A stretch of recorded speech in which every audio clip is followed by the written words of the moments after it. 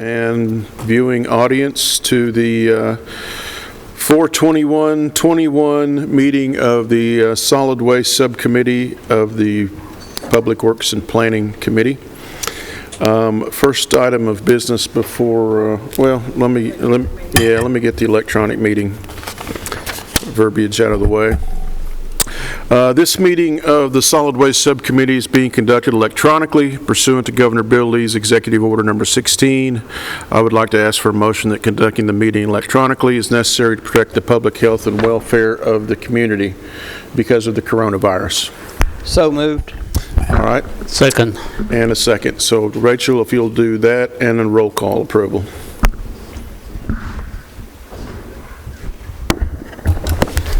Commissioner Blair? Yes. Commissioner Dodd? Yes. Commissioner Harris? Yes. Commissioner Piercy? Yes. Commissioner P? Yes. Commissioner Sherino? Yes. Chairman Cush? Yes. We have a quorum. All right, great. Gentlemen, if you have your homework assignment complete, which were to complete the 3 scores from the 3 RFP applicants, which would be Rockwood, Waste Away, and Design This, if you will pass those to Becky, I would appreciate that. Mr. Blair has already explained his situation, and will be graded harshly accordingly. Yeah, the dog got a hold of his homework. All right. We have 3 evaluations tonight, which would be Murrow Oaks, Straightway Enterprises, and Waste Alliance. And Becky, let's just jump right in. If you would like to give a summary, and I will let you pick the order in which we would like to do that. You should all have blank scoring sheets in front of you. If not, raise your hand. And whatever's convenient for you, if you'd like to score and take notes as you go, or wait till the end, and whatever is your personal preference. But be sure and take good notes so you'll be able to score later on. So, Becky, take it away. All right, so I want to start by letting you all know that I have made a grave mistake. I have called Waste Revaluation. It should be Murrow Oaks, LLC. They submitted an RFI as Murrow Oaks. I did not see the company name on the front page, and their representative was kind enough to call me and correct that, so I appreciate that. And in the continuing to go in alphabetical order, we'll start with them. I think they are first on the agenda. Yeah. Waste Revaluation. So we're looking at Murrow Oaks. It'll be this one. Yeah. Because it doesn't say the company name on the front. And I think we have several representatives online from this group.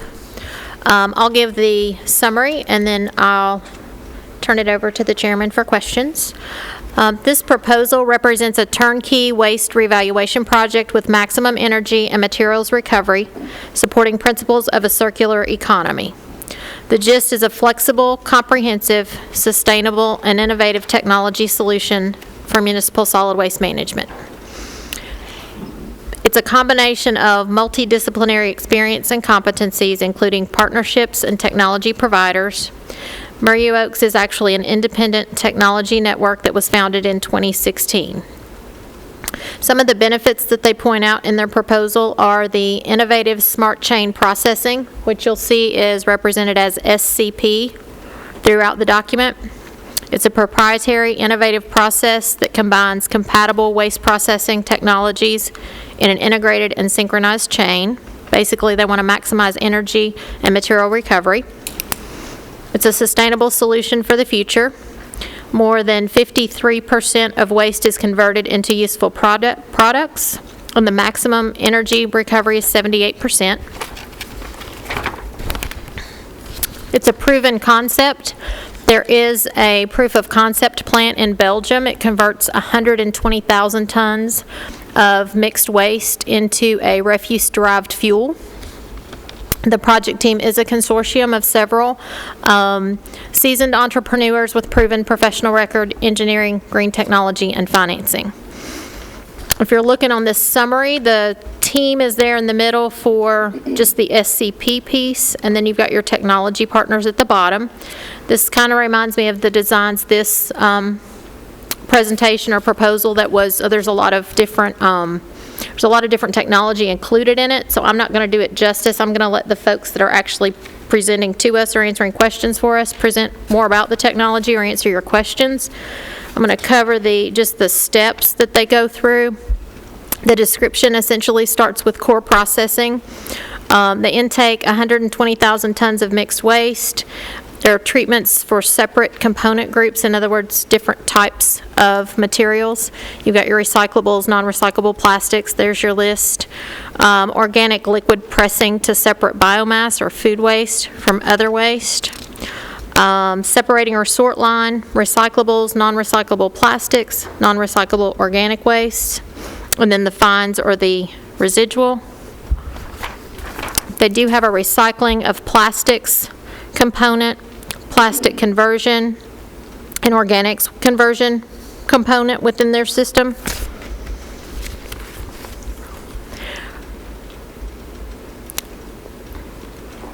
And then the phase 2 would be the add-on for landfill mining.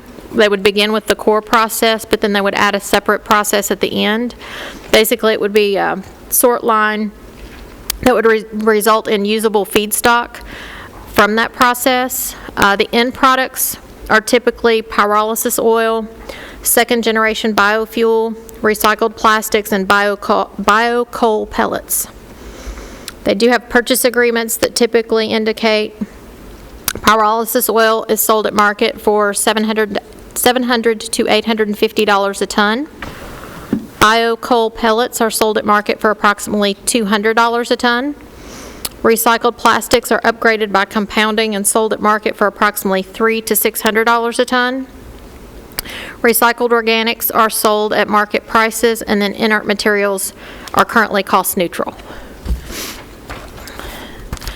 They are looking at a public-private partnership relationship. Murray Oaks would expect Rutherford County's role to be the sponsor for the partnership and be responsible for funding and planning this project. Rutherford County goals will be met to achieve value for money because this process will deliver a sustainable and integrated solution in the most cost-efficient manner possible. There is risk allocation. Risks associated with owning and operating large infrastructure will be transferred to Murray Oaks. Payment financial investment by Rutherford County will incorporate the upfront design and construction costs, as well as predefined operation, maintenance, and refurbishment costs. At the bottom, you'll see the project financing success depends on government to champion the project. Rutherford County's role will be to sponsor this project and be responsible for funding the project. Additionally, the county responsibilities would include policy formulation, legal and regulatory frameworks, and institutional arrangements where necessary. SCP proposes financing through equity partners, credit support from relevant local and federal programs, and debt that will rely primarily on the project's cash flow for repayment with project's assets, rights, and interests held as secondary collateral. And then you have their summary of the functions they've proposed and the waste streams they've proposed to handle.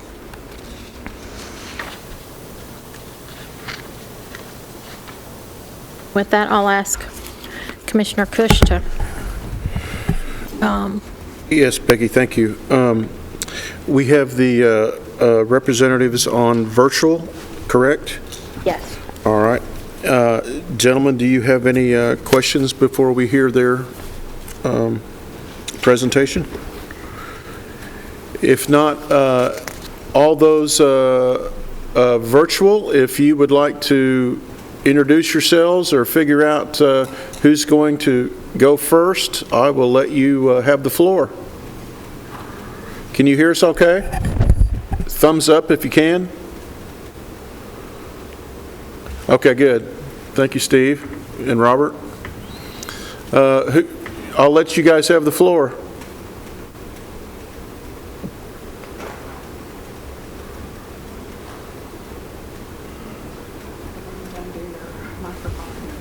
Yeah, you guys are on, I can't hear you.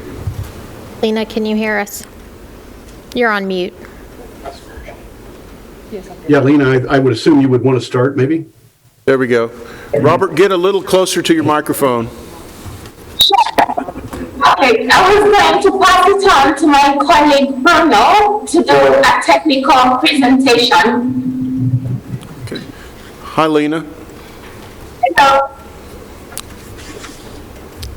I would like to pass it on to my colleague Bruno to explain some technical aspects of this project. Okay. Well, if I can introduce myself, my name is Bruno Clemens, contrary of what's appearing. I'm not colonel, it's a mistake in my setup here.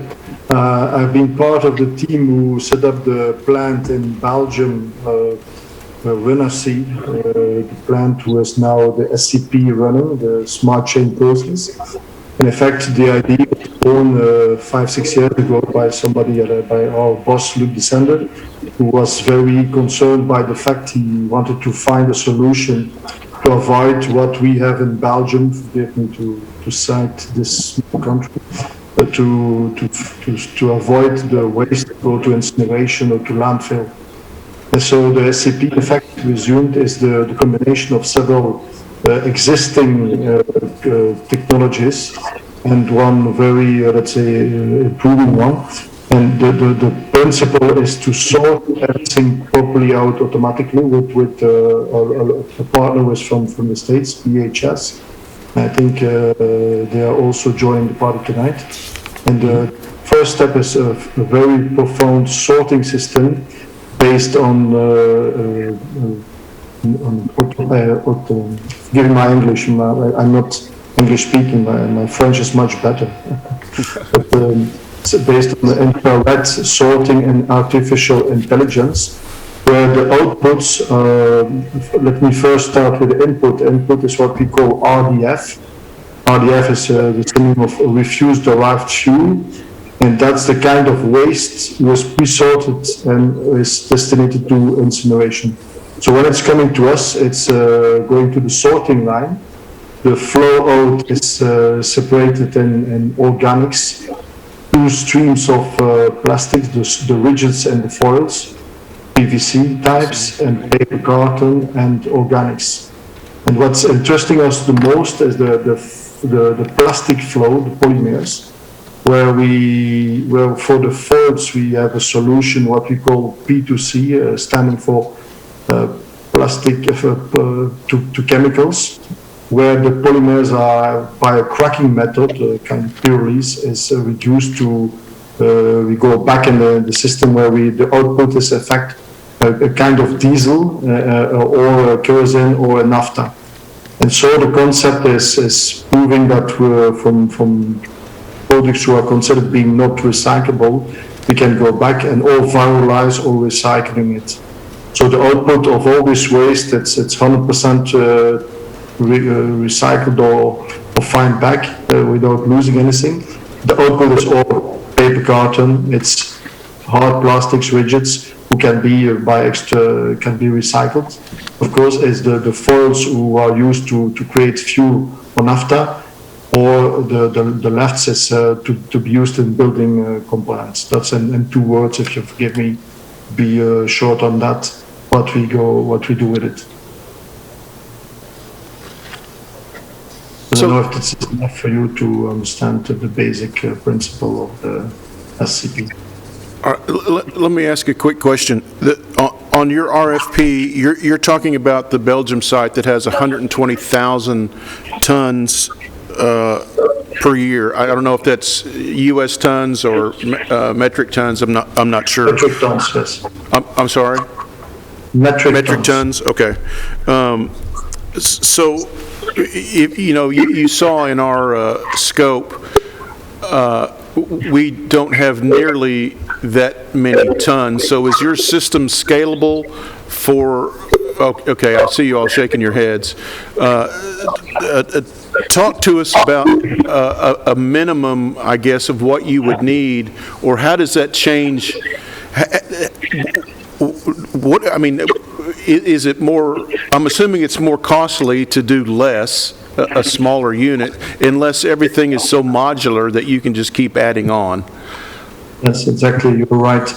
Let's say the minimum, I think, would be between 50 and 60,000 tons a year. Because the concept in Belgium is based on 20 tons an hour. And this sounds maybe, but no, really it's not a lot. It means 20 tons an hour, 6,000 hours a year. It's an average value. But I don't know what the situation is in your city there, but for us 120,000 tons is not so much. Okay.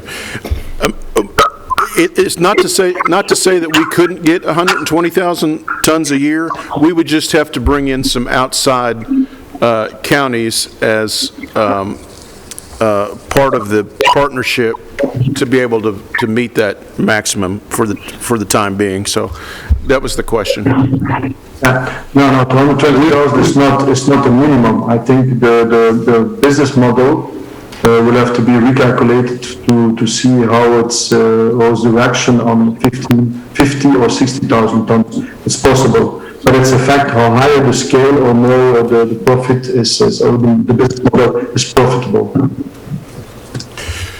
Is there any U.S. facilities, or is the only operational one in Belgium? Well, the SCP concept has been registered and process of being registered, and the other one is, honestly, is in Belgium for the moment. Yeah, may I, if I can add to that? Yes, Steve. There really are different parts of the process. Our responsibility is the front-end system, and we have many of these systems throughout the United States and around the world.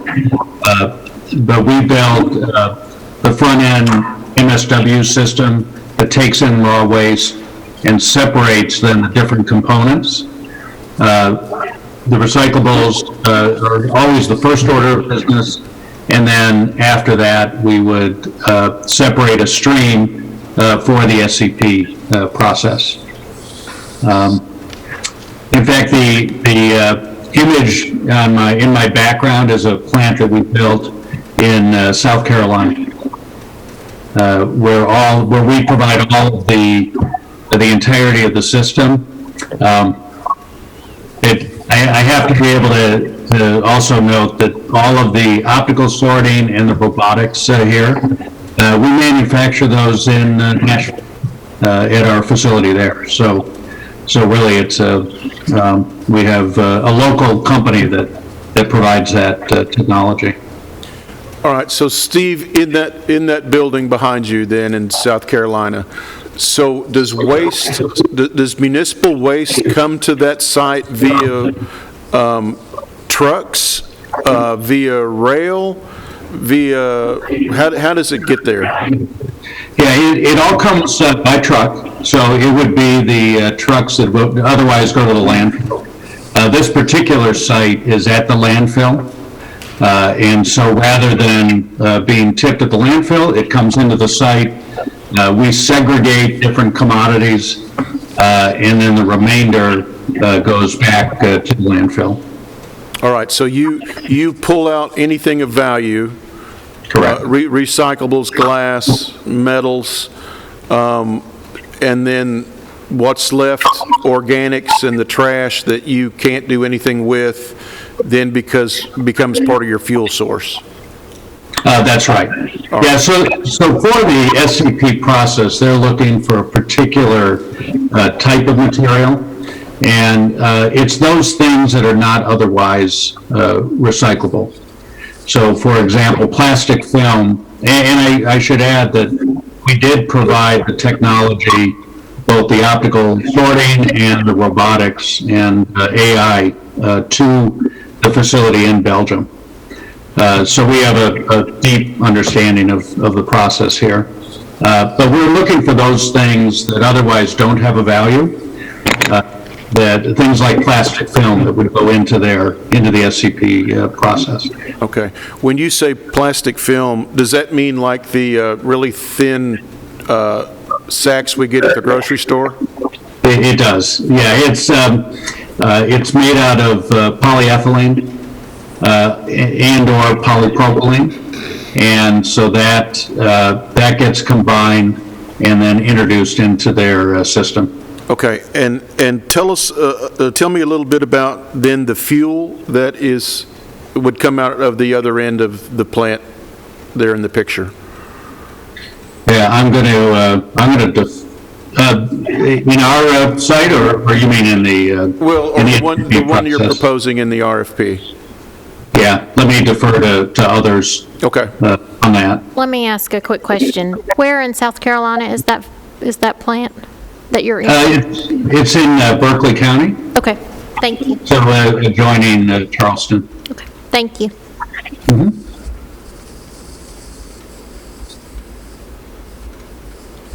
Yeah, talk to us about the fuel or your energy.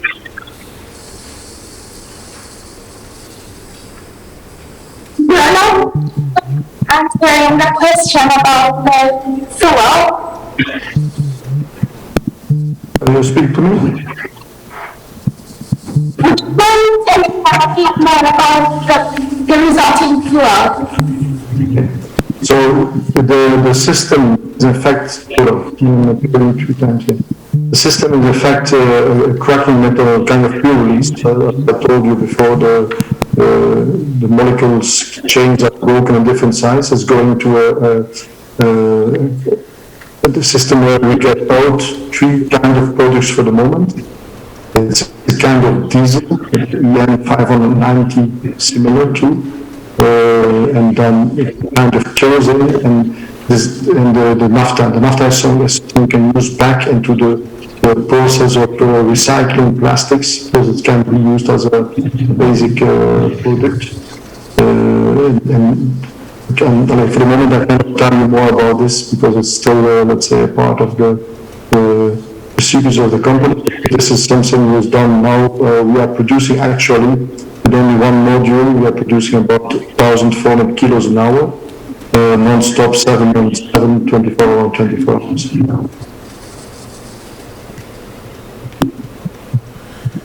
So, This is answering your question properly. yes, in South Carolina, Steve, are you creating the same type of a fuel product? We're not. No, at this facility, this was designed to capture recyclables and produce a product called RDF, or refuse-derived fuel. And so the company that owns this facility contracted us to build this facility. We have another in Montgomery, Alabama, that does a similar activity. Okay, speak in first grade speak, what does that refuse really mean? Is that a mulch? What is that? No, it's if you think about the waste stream, you have different elements. And so you have the recyclable products that we all think about in recycling, water bottles, Tide bottles, aluminum cans, steel cans, cardboard, other paper. We then have the organic material, food waste. Right. That would be a significant part of that waste stream. And then we have a group of material that you can think of as the dry, high energy value product. Much of it is oil-based, things like plastic bags, different kinds of flexible packaging that just don't have available markets. And that material has a very high energy content.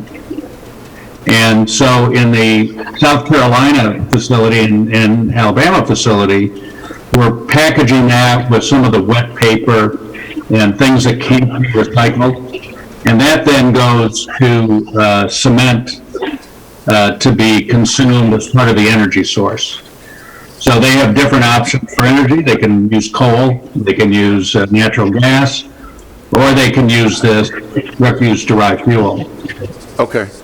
In the case of the Belgian facility and the facility that's being proposed, we're segregating the plastic material that cannot otherwise be recycled, but still has a very high energy value.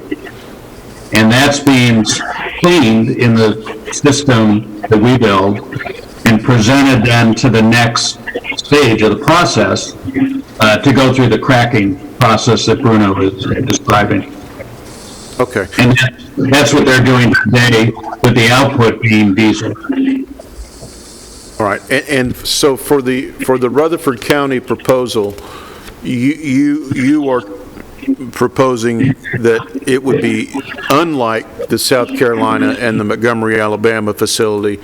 It would be, sure enough, turning that into a liquid fuel similar to a diesel, it sounds like, if I'm stating correctly.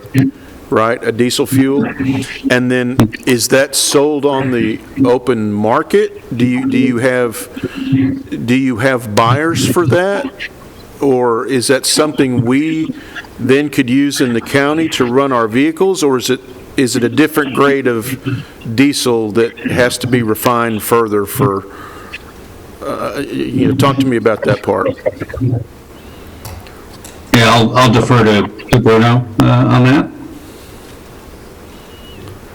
Knowing that we have the choice depending on where we use it on the distillation column, actually in Belgium we are aiming to get naphtha from it, because then we are speaking of full recycling instead of, if we make diesel or kerosene, in fact we speak of valorization, let's say making a replacement fuel for fossil fuel. But honestly, the commercial point of view is honestly very easy, because the big companies of fuel, name it, the Shells and the BPs and everything, are really crying for it. They are demanding to get that kind of product, because there are the evolution of the environmental laws are they have to mix it, to blend it more and more with products who are from recycling or from renewable energy. So, the commercial aspect is really not an issue at all. It's even the easy part of it, if I can say so. Mr. Chairman. Yes. All right. We've got some other questions. Wayne, go ahead. On page 57, under the risk and mitigation, under output risk, in products, it lists like 6 or 7. So would this process, would it end up with all these different products, or is it going to be a bioethanol, or is it going to be a biocoal pellet, or is it going to be all of the above? Did you all hear that question? Okay. The question directed to me, understand well? Well, whoever would like to answer it, is your end product in your RFP listed multiple end products, not necessarily the biodiesel or the diesel. What other are the other products listed in the RFP also part of the potential end product that the county, this facility in the county would produce? If I can answer, the end products are several types of end products. You have first the ferro, what's left of it in the RDF, because there are not so much left in it. The non-ferrous also, and then we have the organic part, which is also a small part.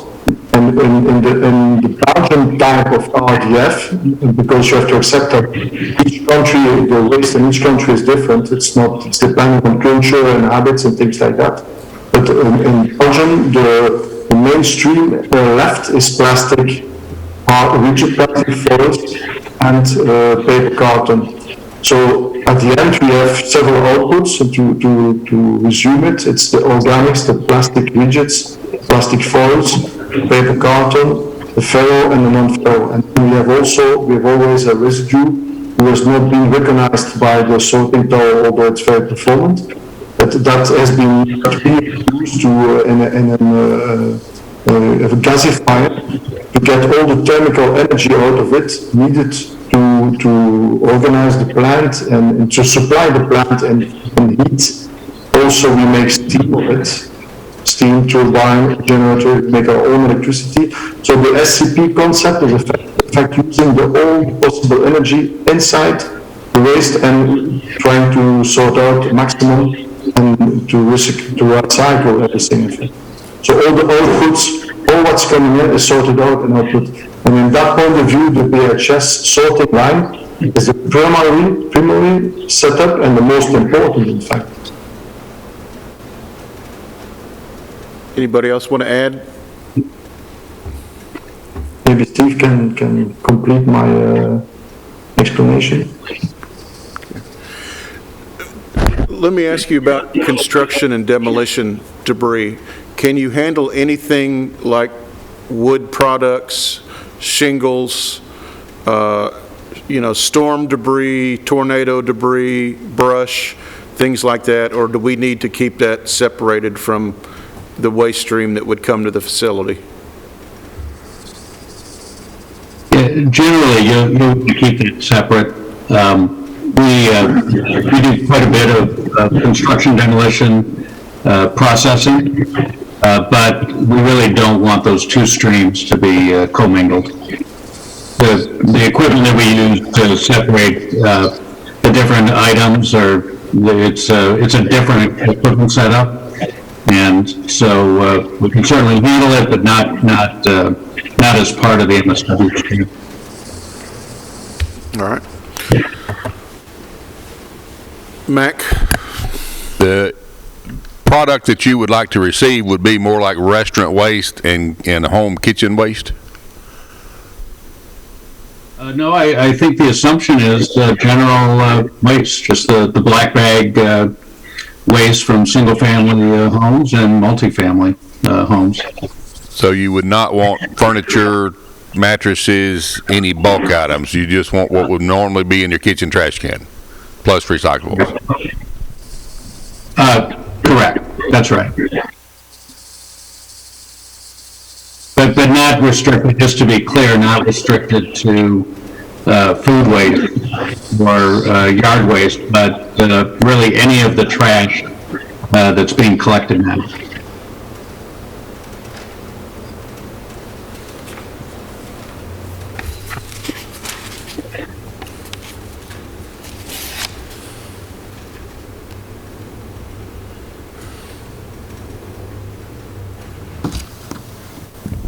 Mr. Chairman, Jump in, Wayne. so who runs the operation? Are they just for technical support and funding and operation and logistics all come from Rutherford County, and they're just the professional advisors on how to set the process up?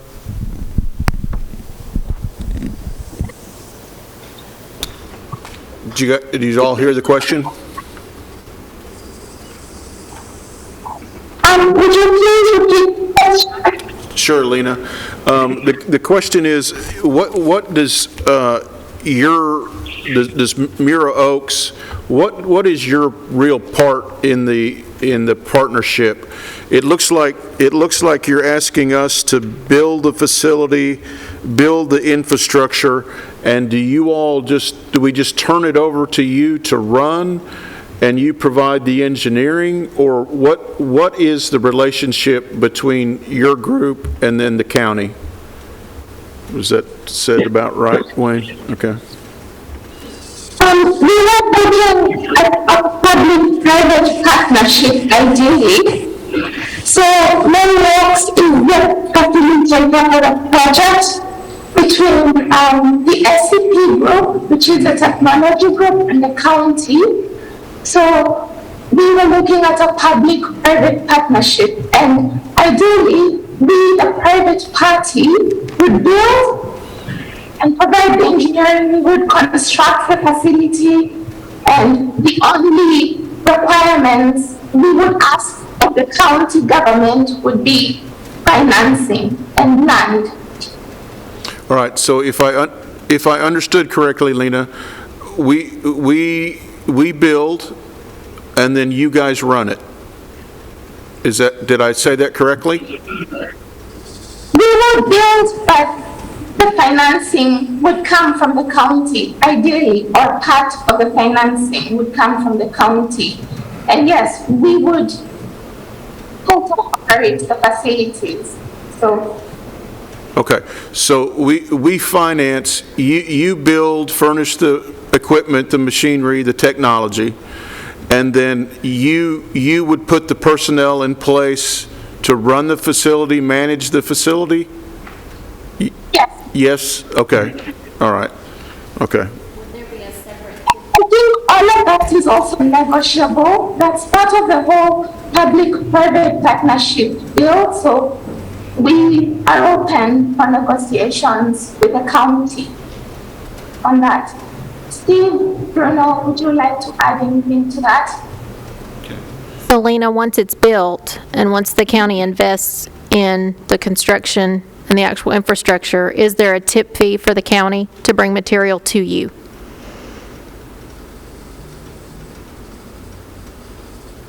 Sorry, would you repeat that question?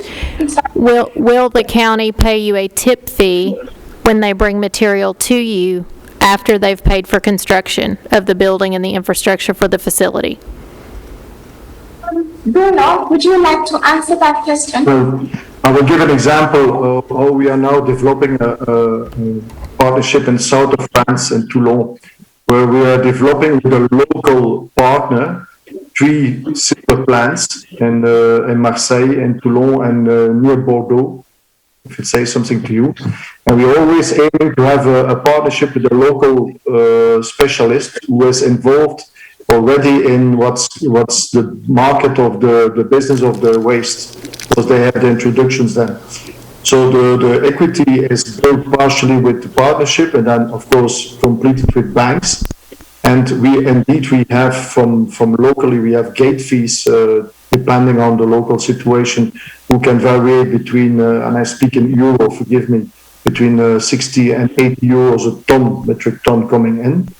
So if you speak about financing the building of the plant, it's again equity partially our company, Renashi, the local partner, and possibly other partners. That's the way we work here. I don't know if this is answering your question properly. Yes, sir, thank you.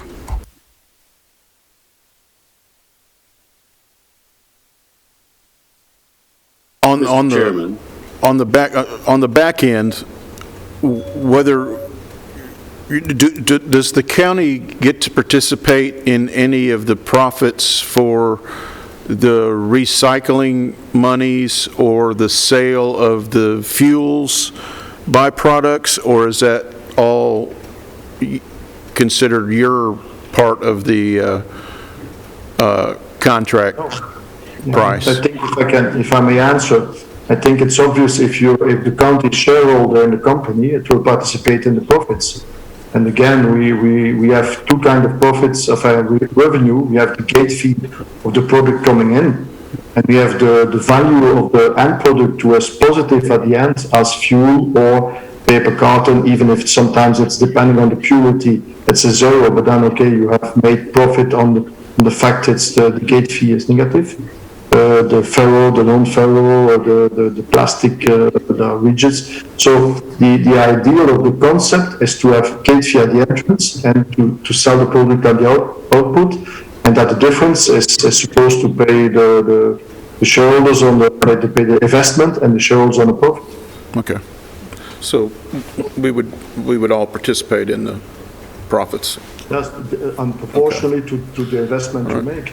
And the county is welcome to invest. I don't know what's the plan of Lena locally, but we are always open for investors. But our company is always aiming to have at least 51% of the investment on the complete setup. Okay. How many acres do you need for, let's just stick with the, I guess, 120 tons intake. How many acres would you need for a facility? I will express it in square hectares. We have, let's say, the facility we have in Belgium is about Now forgive me being a metric, I know it's different in your country, but it's 200 meters on 200 meters, so it's about 4 hectares. And I have to admit, it's a bit short because when you're handling and waste, you'll never have place enough, so double would be fine for 120,000 tons. Just like this is the way we do it here in Belgium. But we are always aiming to have more because we know that expansion and increasing the capacity needs more place. Steve, how big's the site in South Carolina? Yeah, it's around, I think we have about 85,000 square feet. In the building? Under roof? Yeah, all under roof, and that includes the tip floor, bale storage, the process itself. Okay. And how much property? How many acres? You know, I don't know. There's a lot of unused land around it. I think they have an additional, I want to say 12 or 13 acres around, but it's not used. Really, we have to allow access for the trucks and bring them in through a scale to come to the site, safely tip, and then we have a truck loadout as well. And that's for the MRF activity. In the RDF activity. In Belgium, the SCP facility adjoins the MRF, and that's not under roof. Mr. Chairman, I was just going to ask what their backup plan was in all the trash that's coming in. If y'all were to have a hiccup, a computer chip go down, whatever happened, what that influx of trash is coming no matter what. What's your plan on that? Did you hear the question? Okay. You mean by redundancy probably, because it's a factor. We are never, let's say, free of having troubles. We are in the system we organize. We have always a full technical team on board, I would say. And we have the assistance, for instance, of BHS online. They can monitor us day and night. So till now, we are running almost 1 year now. We never had really troubles we couldn't handle in short term.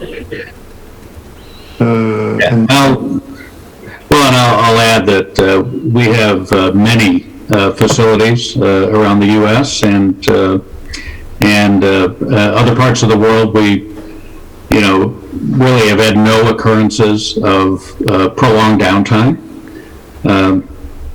Our uptime rates in every case exceed 90%, and so I would expect that to be the same.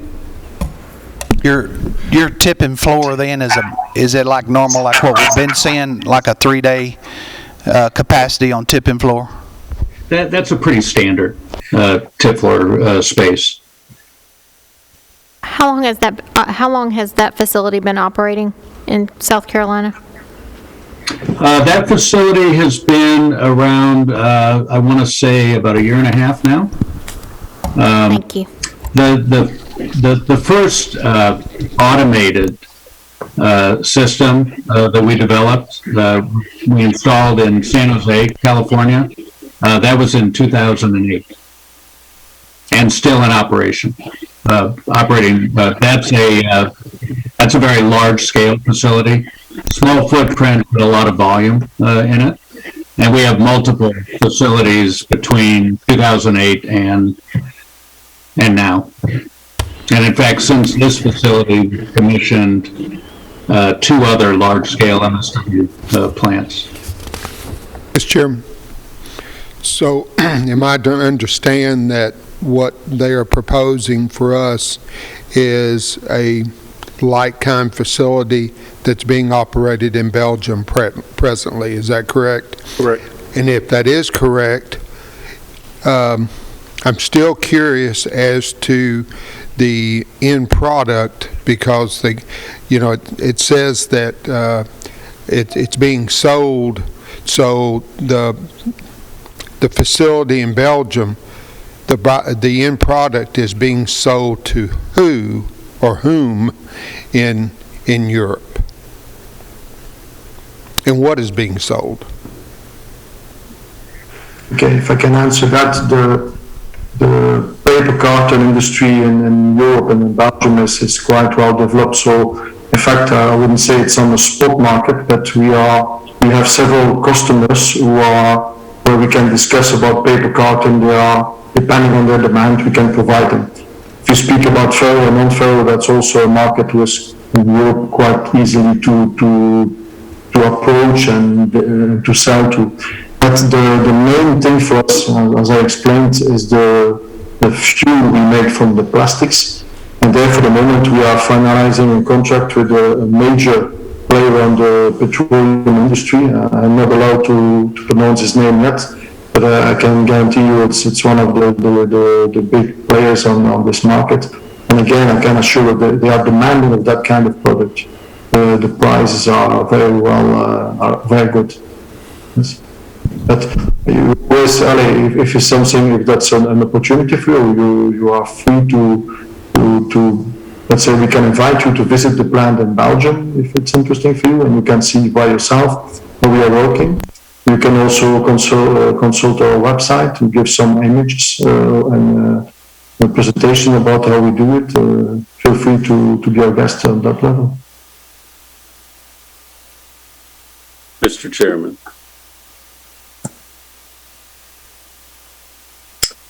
Oh, I'm sorry, Robert. Yeah, couple of quick questions.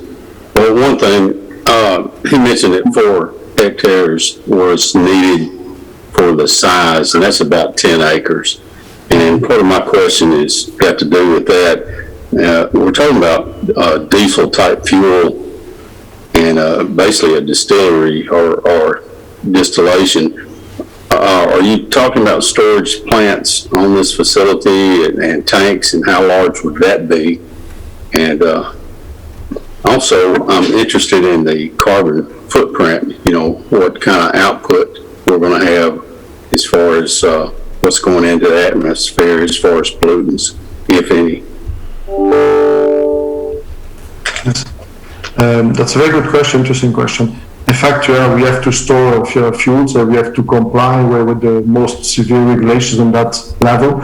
As long as it's different, of course, if we speak about heavy hydrocarbons. Diesel tanks is easier to handle than light hydrocarbons, kind like kerosene and fuel. And so we have, by head, I don't know, I think we have about the capacity of 500,000 liters of storage. Forgive me not knowing the right figure. And speaking about the carbon footprint, all in Europe, the emissions are very well regulated. So we speak about the treatment of the fumes and the gases. We have to comply with, for instance, in NOx, about 100 particle per million on square millimeter cube, SO2, CO2, dioxin, for instance. So this is very well regulated. And so we have a very well designed system to treat the fumes about the system. Also using urea injection, things like that, and scrubbers. But this is, believe me, in Europe they are very severe about that. It's also a permanent system of controlling in permanence the emissions about that. And the environmental inspection is almost monitoring at every moment the system how it runs here. Colonel, would you guess that Europe is more stringent or less stringent than the U.S. in atmospheric emissions? Do you know? Well, Lena, you will answer? Europe is more stringent. Sorry. Go ahead, Phil. Okay. The reason that I jumped in here is that our company has done about 50% of the grain-based ethanol in Europe. Europe has far more restrictive standards than the U.S. The U.S. is not bad, if you will, not polluting. Europe is much more restrictive. Okay. Thank you, Phil. Craig? I don't know who this question goes to. Can you tell us how much that facility would cost to build? How much? Because I can only hear every other word. 900 million? 99 million. 99 million. So how much is operating cost per year?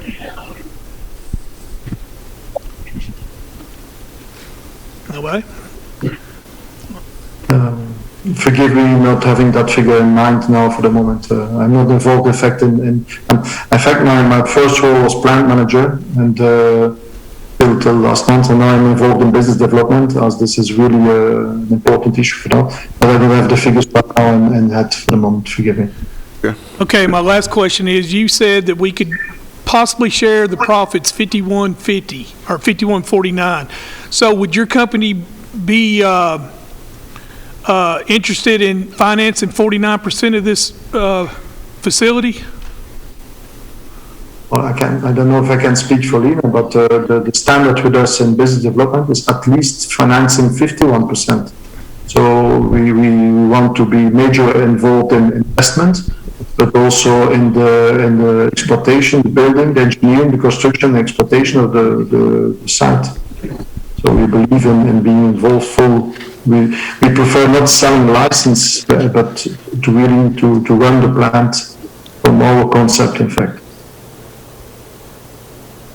But we are open for all suggestions, of course, but this is the way we look at it now for the moment. Colonel, did I understand, and let me make sure we clearly understand your statement. Did you say, and I don't want to put words in your mouth, did you say you would prefer to be the 51% partner? Yes. Okay. Exactly. In the way, if I can rephrase it, the way we are selling the concept now in Europe, and that's my major task for the moment. As I said, we're in south of France, we are in Italy, we also involved in Africa to develop it. We are always aiming to have a majority of shares, so we are prepared to invest it and to build and to run it also. Okay, so that being said, and to follow back on Commissioner Harris's question, let's say the hard infrastructure was round up to $100 million. Does that mean you would come up with 51 million and we would come up with 49 million? That's not exactly what I said. I said that we are prepared to we are aiming for majority of shares. Knowing that the equity is a partial, is majorly invested by partners, and that for the rest of the capital, we will look for partners as banking.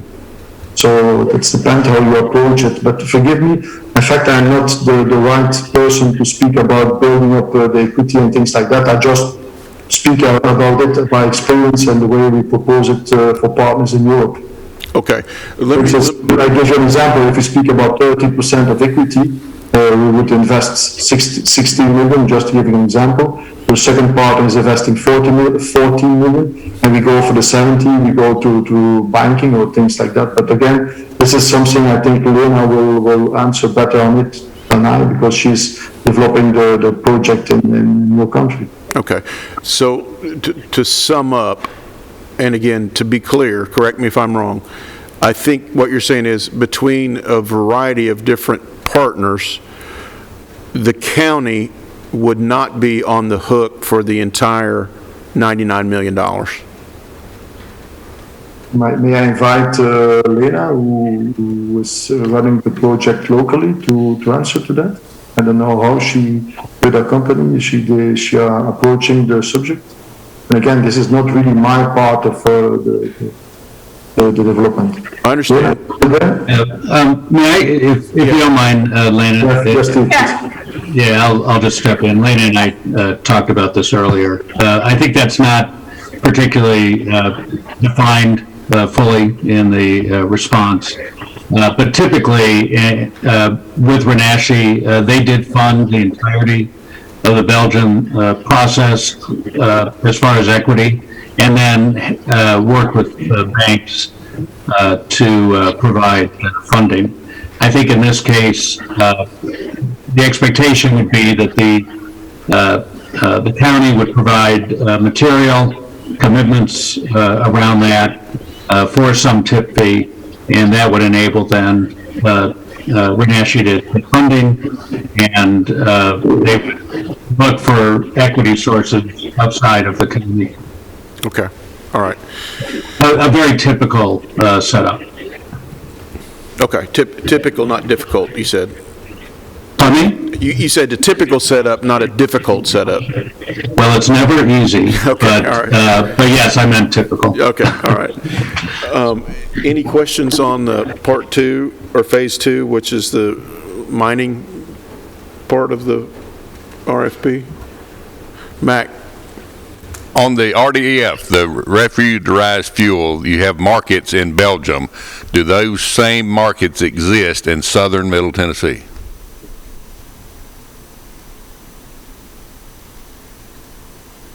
To be honest, I don't have the experience. We don't have the experience right away now, but I can assure you that the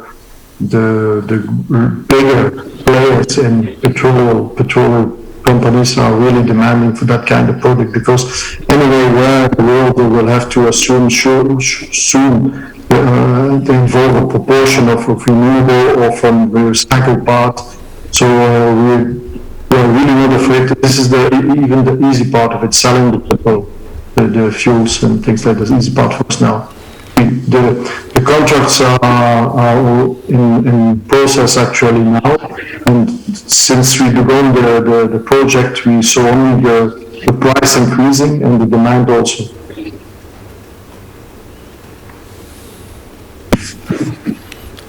Good political answer.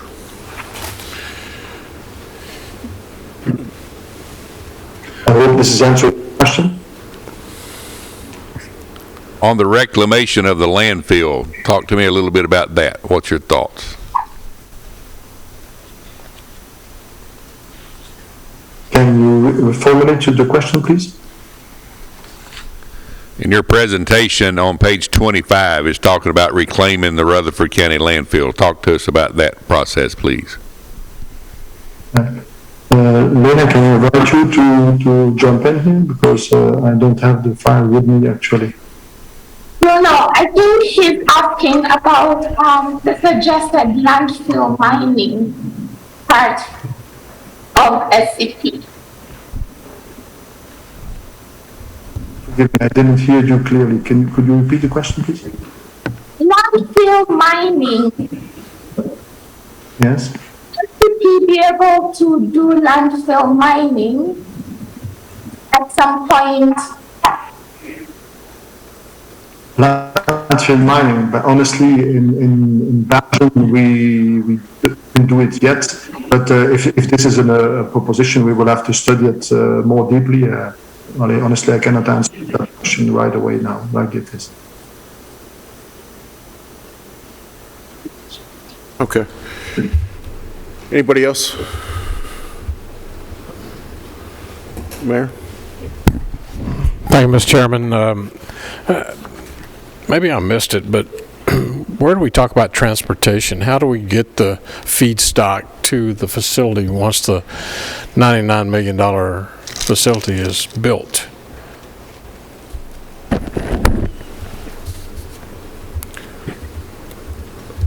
Mac? We haul that ourselves to them. Well, well, with what trucks that we have. But right now, Republic is a heavy player. Waste Management covers a lot of Laverne, Smyrna area or other independent collectors. The city of Murfreesboro has their own sanitation department with their own trucks. So we built a $99 million facility. We have, other than ours that we pick up from our convenience centers, is that we can't make any of those other private sector companies bring the feedstock to the facility, right? And as long as Republic is open, they're going to carry their own out there and not pay anything to us. We're on the hook for $50 million.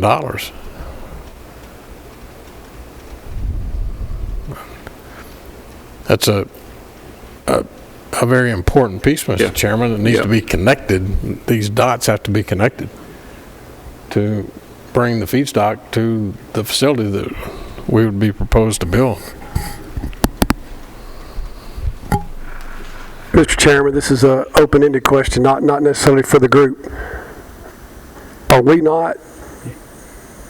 we in communication with the city of Murfreesboro to bring their 46 tons to make it a total of 80 tons? Are you telling me we only have our 45 and we've presented this as 45 plus the city's 40 for 80 something? Mr. Chairman, the question, Commissioner, is have we been in contact with the city? We've been in contact with them. I met with them as late as yesterday morning.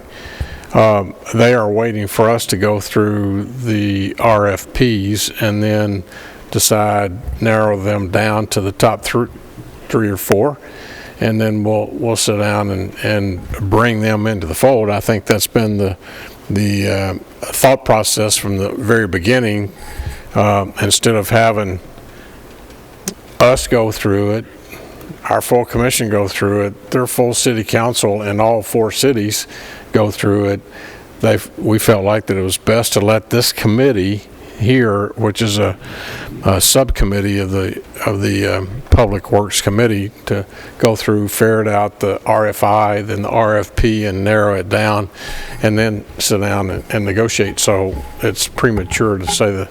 But the city commented yesterday, Mayor commented, and city manager commented that as soon as we go through this process, then they're ready to sit down at the table and start heavier discussions, more lengthy discussions.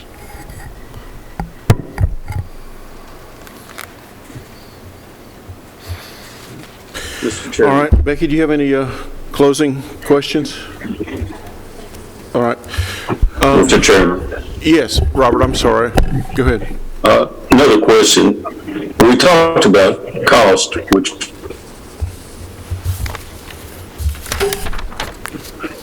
Robert, we lost you.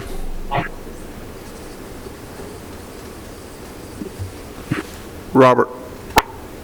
Yes. There we go. I said, what kind of profits are they making on the facility in Belgium?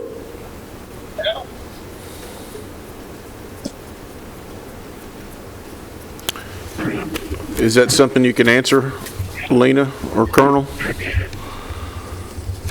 Is it a money-making operation? For the moment, if I can answer, let's say, the real answer I will give you. For the moment, the facility in Belgium is still in ramping up situation, aiming the 120,000 tons a year. We're still not there, to be honest. Okay. And that Steve will confirm, because we are still doing everything we can to improve the purity and the recovery. So this is the ramping up period now. And so we cannot publish figures of profits for the moment, honestly. Okay.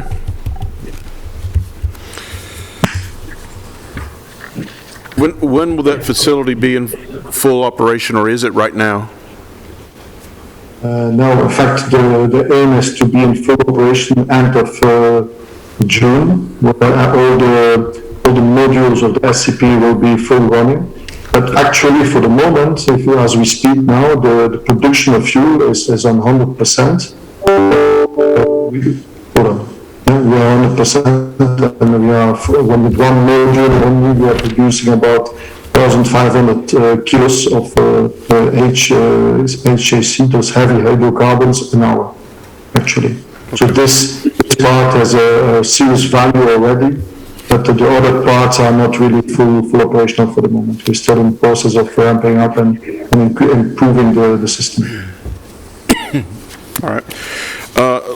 Last question, should we want to move you all forward for further discussion, who is our point person to get in touch with?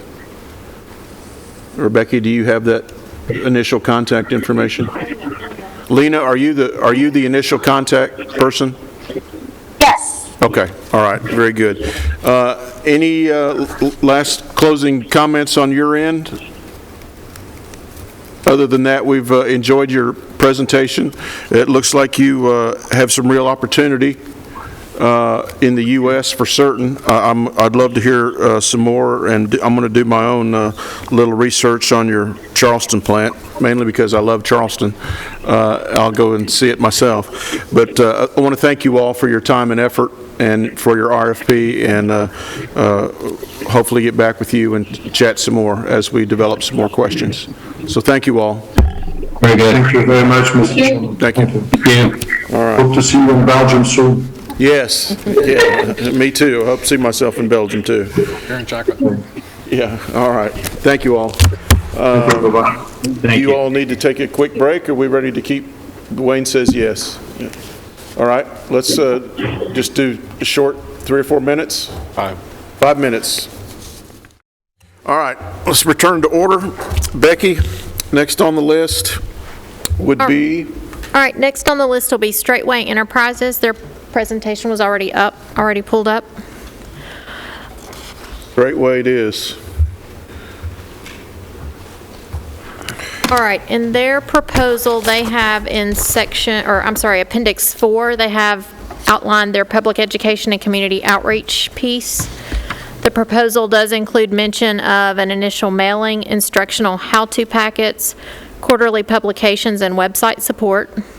They do plan to designate a contact person to work with the county public information officer. For residential collection services, they have partnered with Southern Central Waste out of McMinnville area or Warren County area for residential collection service. They propose a 20-year full-service bid price for each convenience center, including labor, disposal, transportation, utilities, etc. It's all of the things that were actually in the RFP. They do commit to submitting safety plans. They say single-family residential dwellings in Murfreesboro's Urban Services District can be provided curbside services.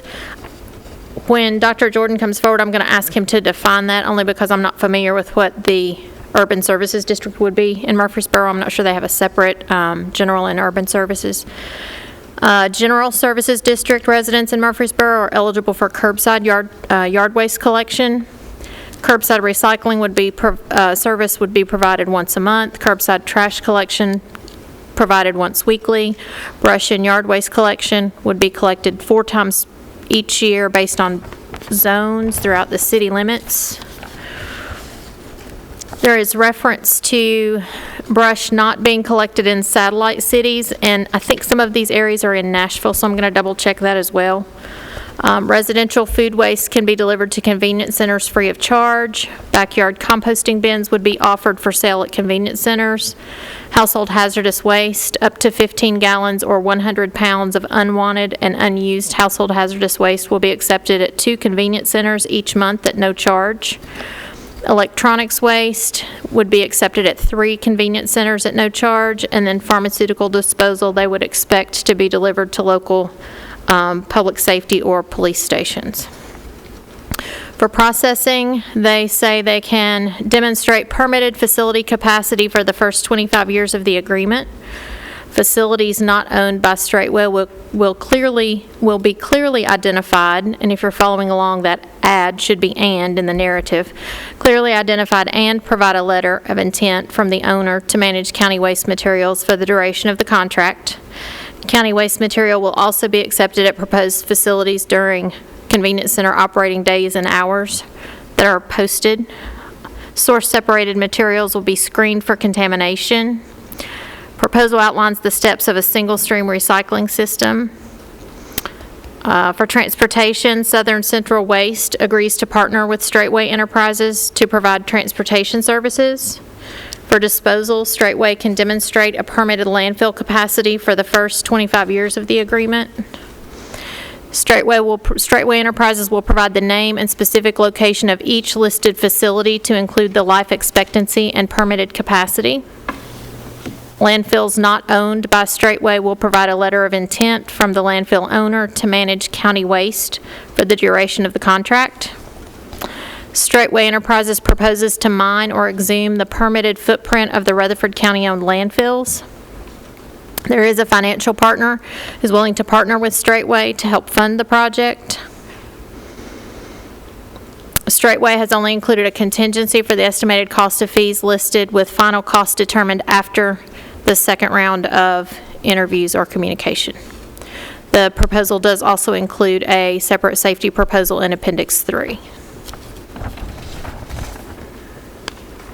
Commissioner Cush, I'll turn it over to you for questions.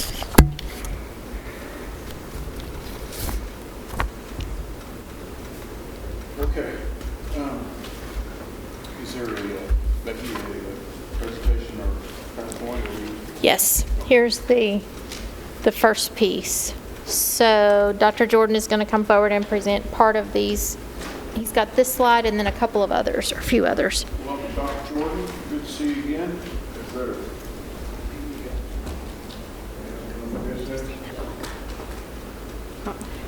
Does he have the clicker?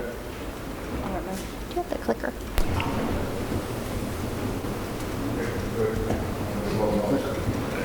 Click. Your name, please.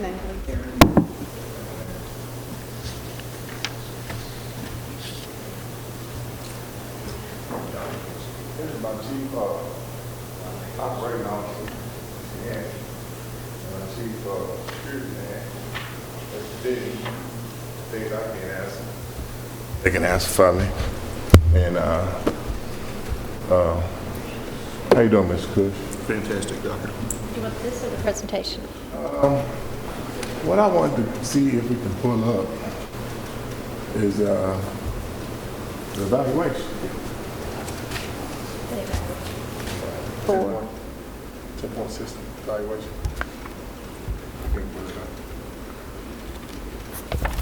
what, so do you have a slide of it? You sure? But everybody got it. Okay. What page is it on, do you know?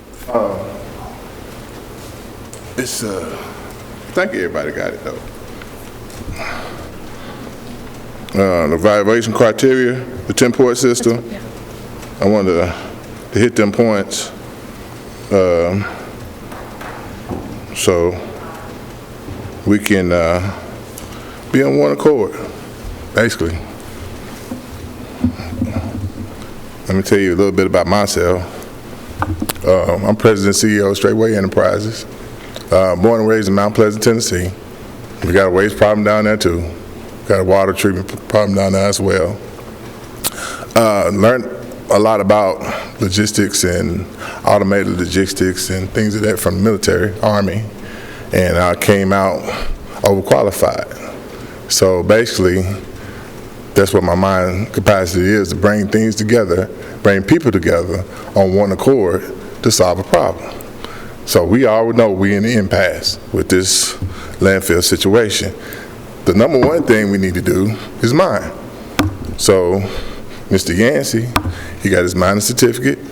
He knows in and out. Some of you know him, some of you don't, but you know, he's a strong part of the team. And y'all got to forgive me because I just got a pacemaker about 6 months ago. So I'm alive. So I want to thank God for that. So I got to be pacing. So if y'all see me do a little jerk, that's what's going down. But I ain't going to fall out. We got a little help in the back too. So with that situation said, my daughter's 11 years old, and I've been here 10 years, and I looked at the problem then, and then when I first moved here, I was over in Laverne, and I seen these guys picking up trash, and they had big wood on the side of the trucks. You know, I ain't calling no names, but it had wood on the side of the truck picking up trash, and I said, I wasn't raised like this. My father was a trash man, you know, and my uncle, he stayed here, and we always had city trucks coming through. And I said, I told my wife, this is a problem. So at that time, I reached out to Waste Management and see how much they were going to charge to go around and pick up people's trash, and talked to the mayor over there, just, you know, as a public citizen, and this, that, and other didn't work out because I got ill. Blood sugar attack, out of the blue, 974. Survived that. So we moved over to Murfreesboro. One thing led to another. Started to keep on seeing the problem. Trash problem, trash problem. Then I went out there to go fishing, seen the sign, said you couldn't fish no more than 2 fish because they had lead in the fish. I said, where the lead coming from? Went around the corner, seen this big monstrosity. You know, I said, this is a problem, and I'm not going to have my 11-year-old girl dealing with this problem. You know, so I went doing research, and I had some investment partners that I met in Florida, and I said, hey, we need a landfill. I said, okay, we got one in Rutherford County. So it came up, my investment consortium, we put a proposal together, submitted it, and this, that, and other, and we had everything situated to take it down. That was our whole mission, is to take the mountain down, solve the problem. So one thing led to another. We get to this aspect, put in the RFP, and I know that if we can get the blessings from the county, I know that we can take this problem down and then be able to get the situation together for Middle Point, because it's about this way out. But I know we got the system that we can put in place. But first we got to take Rutherford County landfill down to a 0 grade. That's the number one point. And that's what Straightway want to do. And also fix the liner in the bottom. And then with the 90 acres that is there, or somewhat, we can go ahead and have other sources of recyclables, because I have been in contact with the salvage yards with the cars. And they booming out of capacity, and they're crushing cars, and insurance companies is totaling cars fast as they can do because they're coming with the new electric cars. So need a facility for that. So I've been doing all my research and my due diligence to bring more capacity to the landfill after we get it down to 0 grade. So that's what Mr. Yancey come in at, and I told him that I know we can knock it out in 10 years to get it to 0 grade, and that's Rutherford County. So he would come up and he could share with you about the technology. We got this feeder, this single stream recycling, and at the very end is a plasma gasification system, which y'all talking about energy, going to the schools, talking about energy for this, talking about fuel for the trucks, talking about what you need. With the plasma gasification system, bring that forth, and also things that other people think they can do, we can do. But he can handle that portion of the technical aspect of the material coming out. So with that said, with the single stream recycling, which is in your portfolio, in your RFP, it breaks it down how the stream is going to go. Everybody have not addressed that. We want to address that. And also, we bringing it to the forefront that once it be addressed, we're going to work as a team. We know that Murfreesboro got their own transportation picking up trash, but also we got a company too, but it's best to synergize that relationship. So because you got people been working for the trash company 10, 15 years. They know it like clockwork, they know when to get up, know how to pick up people's trash, and work synergy was already in place. Waste management, the council, everybody just worked together on one accord to solve the problem. And then they talk about tipping fees. I don't see it. I don't see charging the county for tipping fees when the capacity is already there. You got all this tonnage that need to get rid of before you start taking in capacity. So that's a juggling act, bringing in some capacity when you ain't took care of the capacity is already there. So why are you going to charge the county's tipping fees? Why are you going to say, okay, county, this is what you're going to have to do when there's asset in the liability? Everybody knows the liability is asset to Straightway for your liability. So if y'all were willing to surrender or render the liability, let us have it.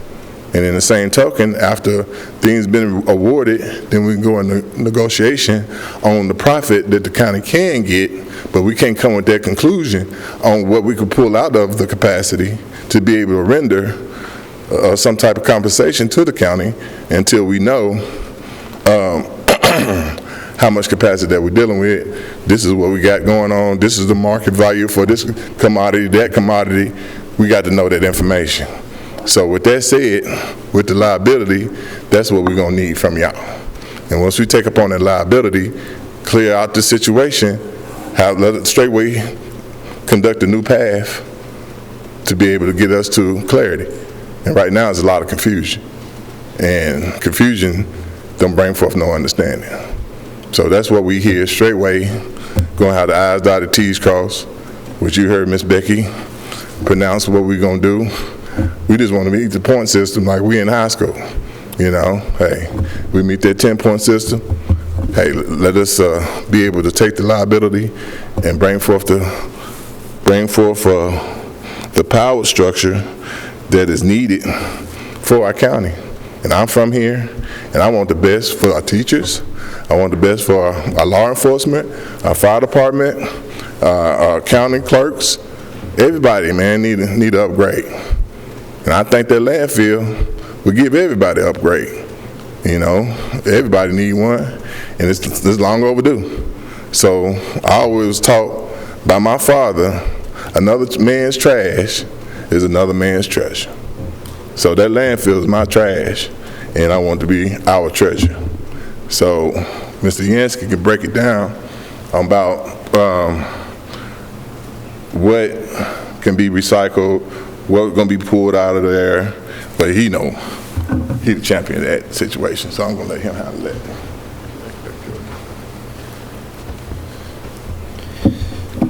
Good evening. My name's Don Yancey. I used to be co-founder of PC Disposal Company. I also own a U.S. patent in plastics being used for oil absorbency to be reclaimed and segregated to be completely reused over and over again. We also have 3 more patent pending processes made from recycled glass and plastics that nobody wanted. Just to give you a little background, the single stream waste is not completely new to me. We experimented with it with a company called Rock 10 over 5 years ago. Rock 10 put in a facility in Chattanooga, Tennessee, and unfortunately, from watching their issues, so to speak, it was not a feasible way of processing it. Looking around, being an engineering mind that I am, that I try to be, I open my mind and I look at a waste stream and I like to eliminate it. We will be pulling out through segregation using optical sensors and using laser sensing, new technology called LiNAR that's being used in Japan right now to be able to notice the film being the trash bags. That's the everyday course that normally right now is not being separated. We would like to utilize that system in ours. Our system is composed of about 10 to 12 different component systems that will be all linked together through a central command system. All the recyclables all the way down to anything that is not organic will be separated out either by the air separators or the robotic separators. And then the organics we're looking at can be turned to fluff, or we can use it into a system similar to a plasma generating system. The water waste runoff, groundwater from the existing landfill, we will be purifying that and will be used in our steam turbine system to generate power. Is there any questions that I can answer? I knew that one was coming. Hello, Don. Hello, Mac.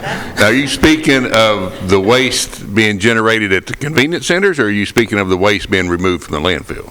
From the landfill and what's coming from the trash trucks and from the convenience centers. Okay. Our system has devised for safety measures, as you know, Mac. You know, I've been around this a long time. My current position is I'm CEO and president of Middle Tennessee Testing Company, which is an engineering firm here in Middle Tennessee. I've worked out on some out there at midpoint with BFI on some of the stuff that they've done out there. So, but Our mining system will also all come into one building, which we have it separated. We've got planned 20 to 30,000 square foot tipping building, as you guys refer to as a tip building. That's away from our central building, so if, and I hate saying this, God forbid, if there was ever a problem with the load that came in and it caught fire, we can isolate that and not lose our whole building.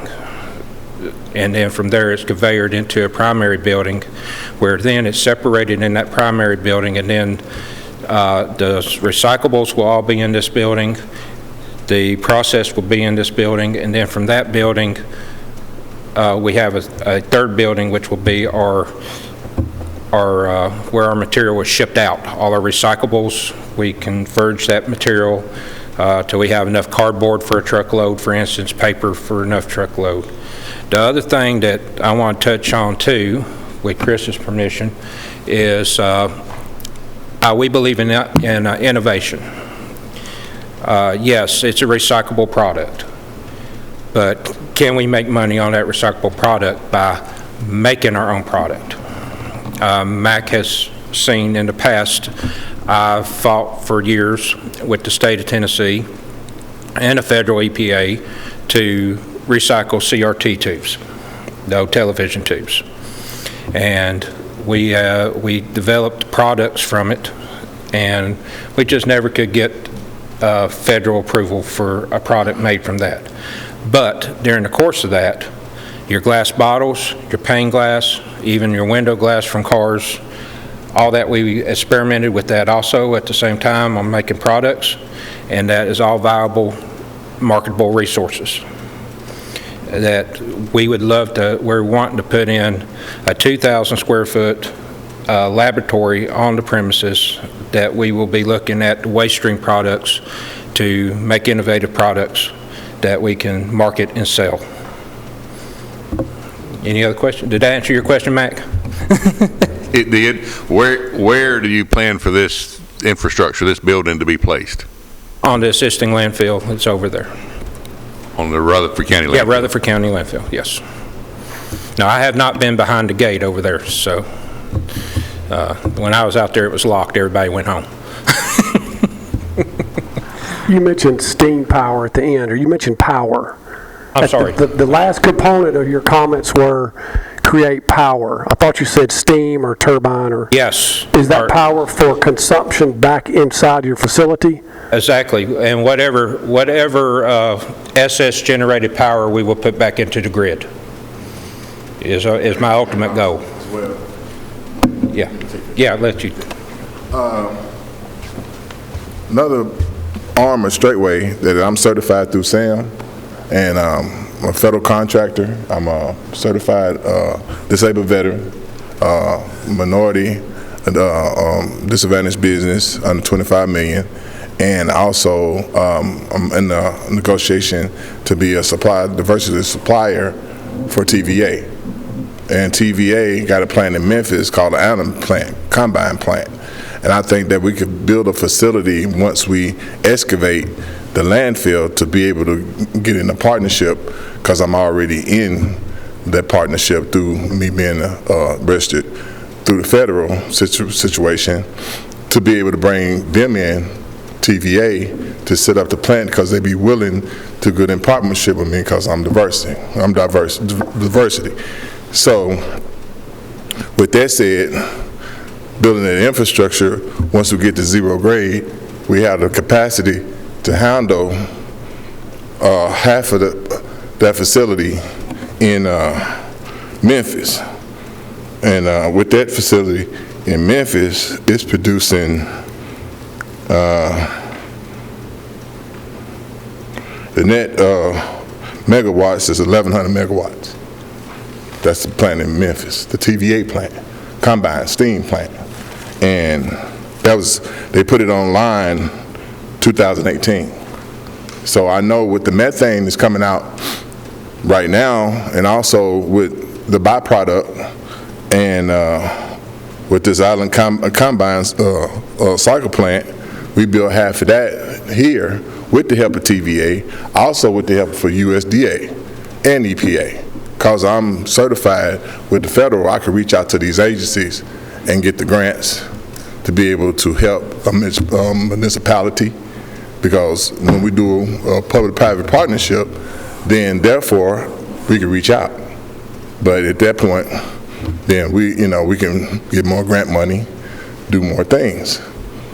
And I just think that it'd be a win-win situation, to spearhead this situation so we can be in better shape. Chairman? Yes, Craig, go ahead. Yeah. You may. Jordan, I got a couple questions. Yes, sir. Number one is, are you going to be in control of this facility? Well, we have a group consortium, Mr. Yancey, Mr. Denton, got other constituents who's involved. But yes, Straightway is going to be in control of the facility. Okay, so this facility that you're proposing, how much does this facility cost? What we did in the proposal, which you have the numbers, is $424 million to take the landfill down to zero grade and also build the facilities that was needed, all the equipment, what not is going to be brought into the deal after the award, or whoever get awarded. It's a certain particular material of equipment that we need, which that's part of that figure. So it's the whole total entirety of taking down the landfill, equipment, buildings, engineering, the whole 9 yards was be $424 million. And how much of this are you financing? How much we financing is when we get in the public-private partnership, then therefore you got other resources outside of my source of my investment consortium. We could do the whole thing, but in the same token, it's not our problem. But we come and solve the problem with the liability. We need the liability. So therefore, we have the source to be able to do it, but in the same token, we're going to need the help of the public-private partnership with the municipality to bring forth other resources that is there that nobody haven't reached out for. It's disaster money through EPA for this situation. It's the other money because Walter Hill is a certified USDA situation. It's money set aside through USDA grant money that has not been reached out to. There's a whole lot of extra money outside of just a normal proposal from a county and a private company. We're trying to merge for public-privand partnership so we can need y'all help to reach out. Because anytime you can go to grant.gov, go anywhere and get information about grants, it's going to have to be a nonprofit, which we not, or a municipality, which y'all are. You got $425 million here. So you're saying that some of this money that's going to be funding this is you being able to get grants. Well, like Am I I said, hearing you correct? Like I said, the asset is the liability.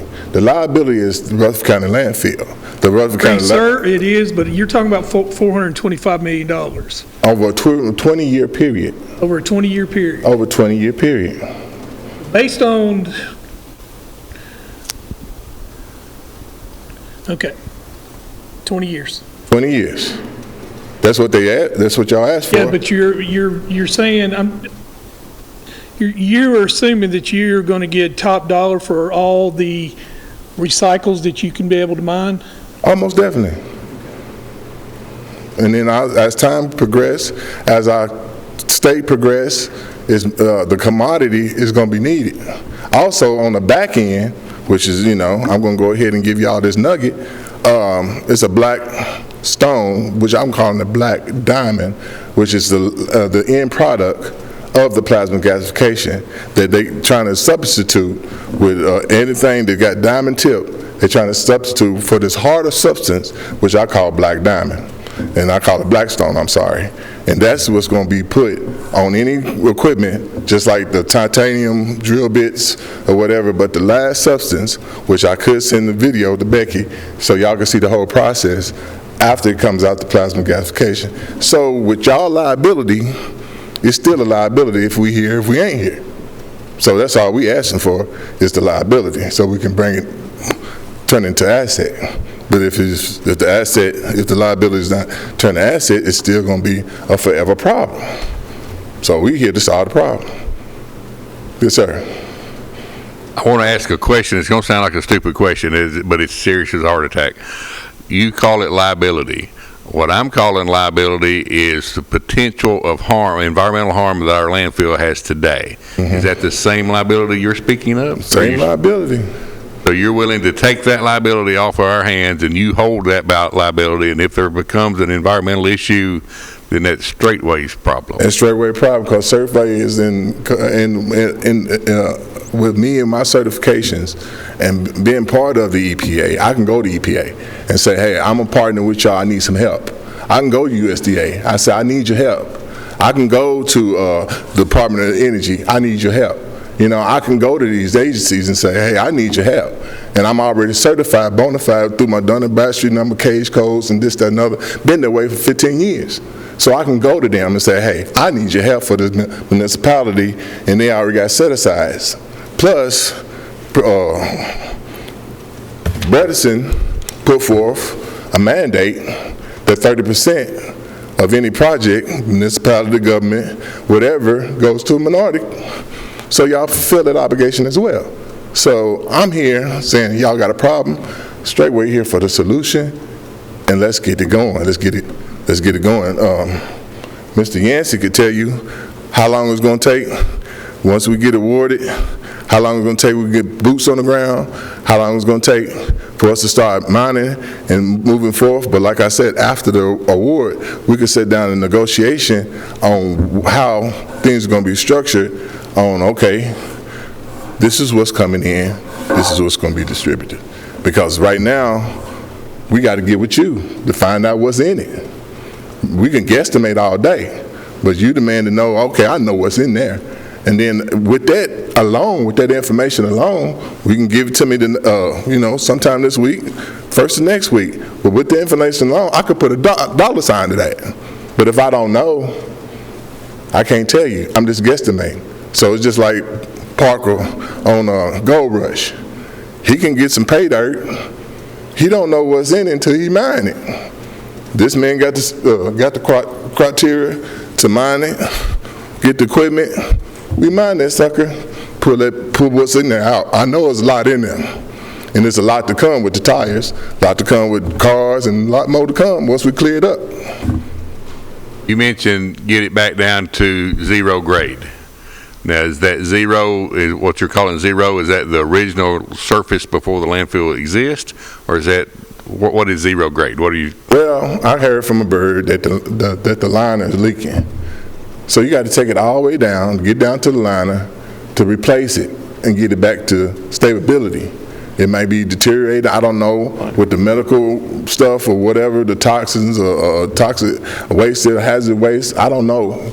But in the same token, I know that if that river over there with the dam has got toxins in it, got to come from somewhere. So with that situation, you got to get it down to zero grade, remove the lining, repair it, get it back up to par, and then also how your environmentalists come in to be able, which I could reach out to do a study on the river to get it back to par, so the fish can be good, so people go out there and fish. So all this is hand in hand to correct the impasse. We already know what the impasse is.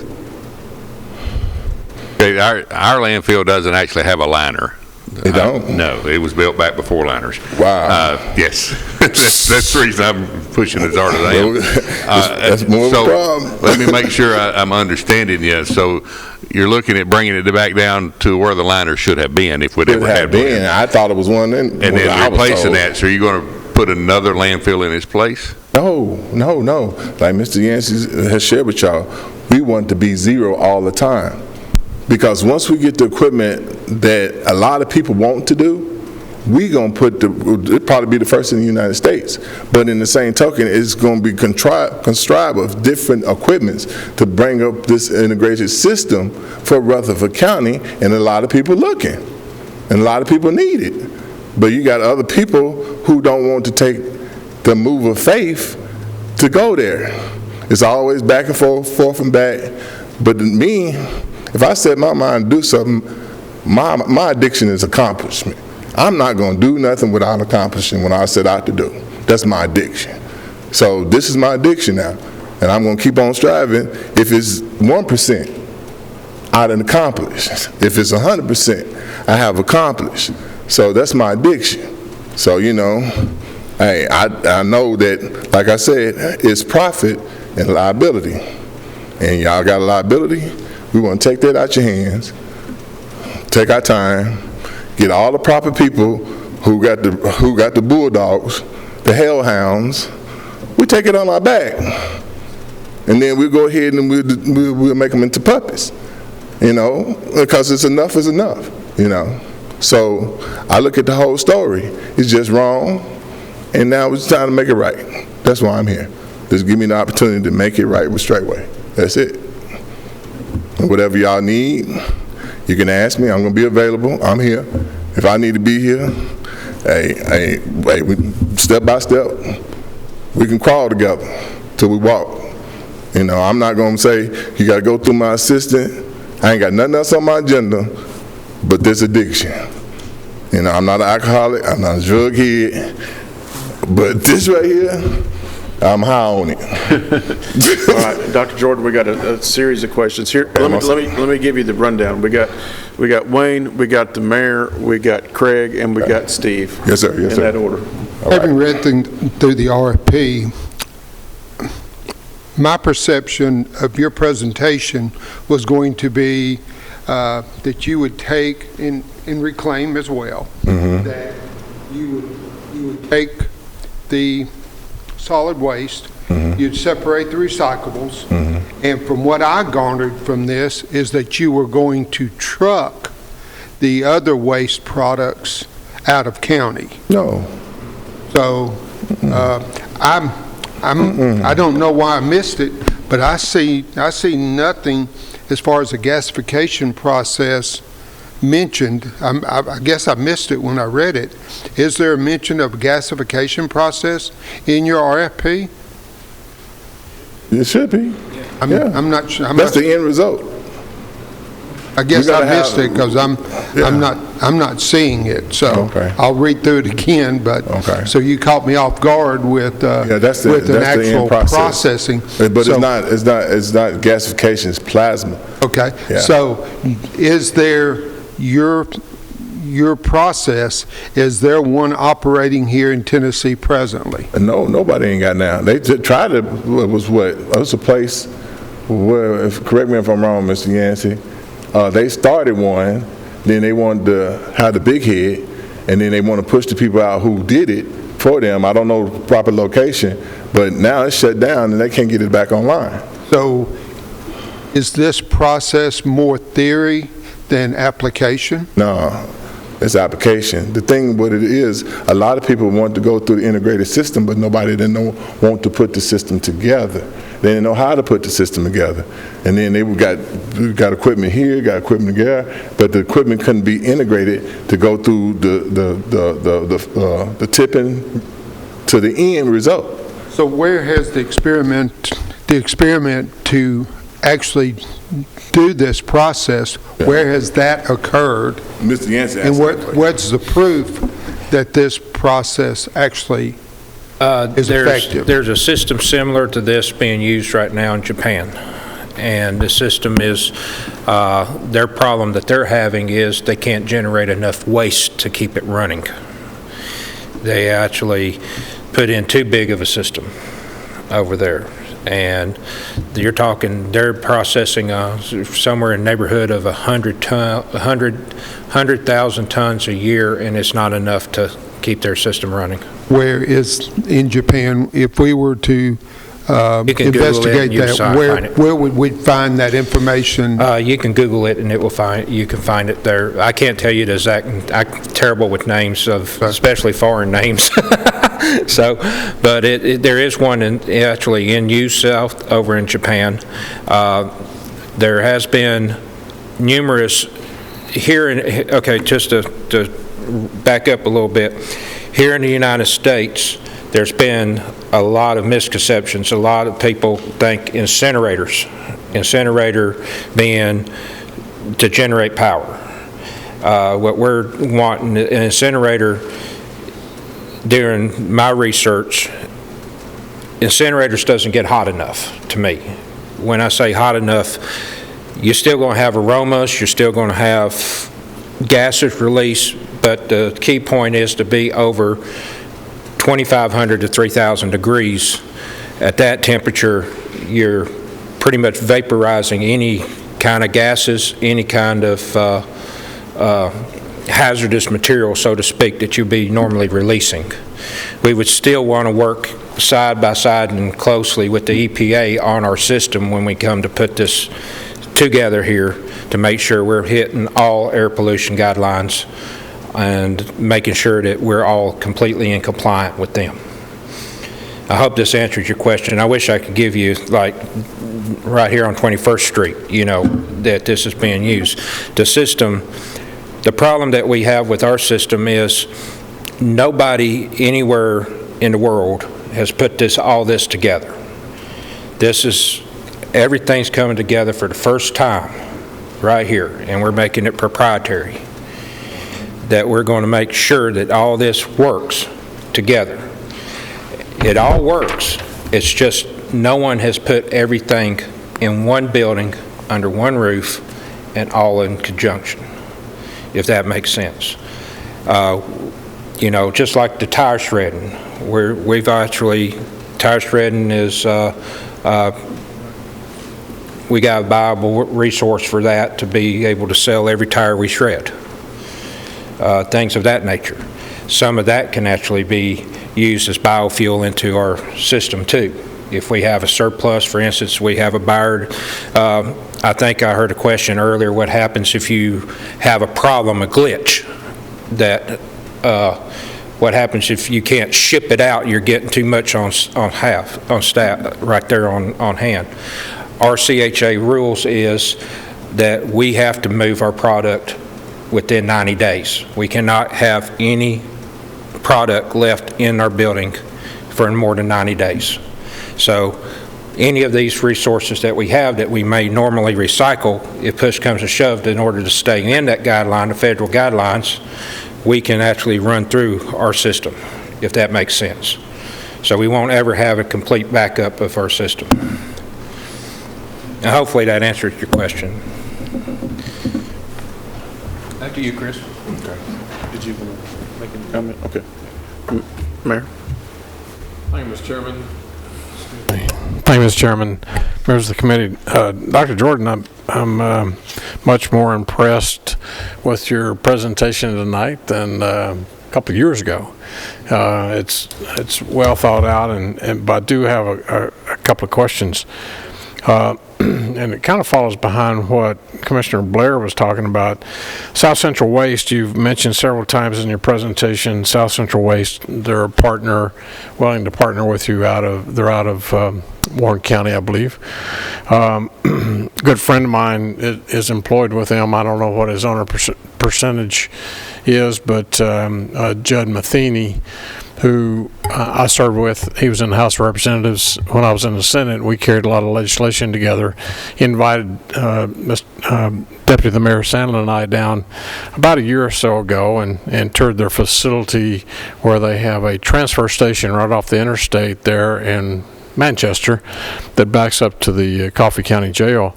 And of course that's a transfer station where the other South Central counties will bring in their trash. They tip it on the tipping floor, and they have a knuckle boom, swings around, puts it in a long haul truck, and they're actually taking that trash across Monteagle Mountain through Chattanooga and up to Cleveland, Tennessee, which they only get about 3 trips a day if they're lucky based on traffic. So going to item 4R in your presentation, it says, in addition, curbside collection to county residents is expected as a critical component for the integrated solid waste management plan. Are you referring to all county residents or just county who only pay county taxes as opposed to, city, we have 4 cities, and they pay 2 taxes. So I'm trying to determine their statement about county residents. I would assume you're wanting all county residents for curbside. You need that waste stream. That waste stream, yes, sir. You need that waste stream coming in. That puts us in a position because, as we stated earlier, that Commissioner Dodd had talked about, we haven't sat down yet with the other 4 cities and discussed that with them. And of course, Smyrna, Laverne, and Eagleville do not have a sanitation department as Murfreesboro does, but that would have to be negotiated as well for curbside recycling. To do it in the county, do you have any idea how you would do curbside in the county, out in the rural areas like Rockville, or when you limit it to, I mean, some of our rural areas, it's a long way between driveways and a long way from your house to the curb, and there is no curb, it's just side of the road. Well, so do you limit it to the number of homes on the street? Have you thought about that? If anything's got 10 or more houses on a little subdivision, a lot of those are still out in the rural areas. But then on item 26 in your proposal, it talks about, it says item 26A, it says a class 1 MSW landfill space reaches capacity. Alternative transportation methods efficiently haul materials further distances will be considered.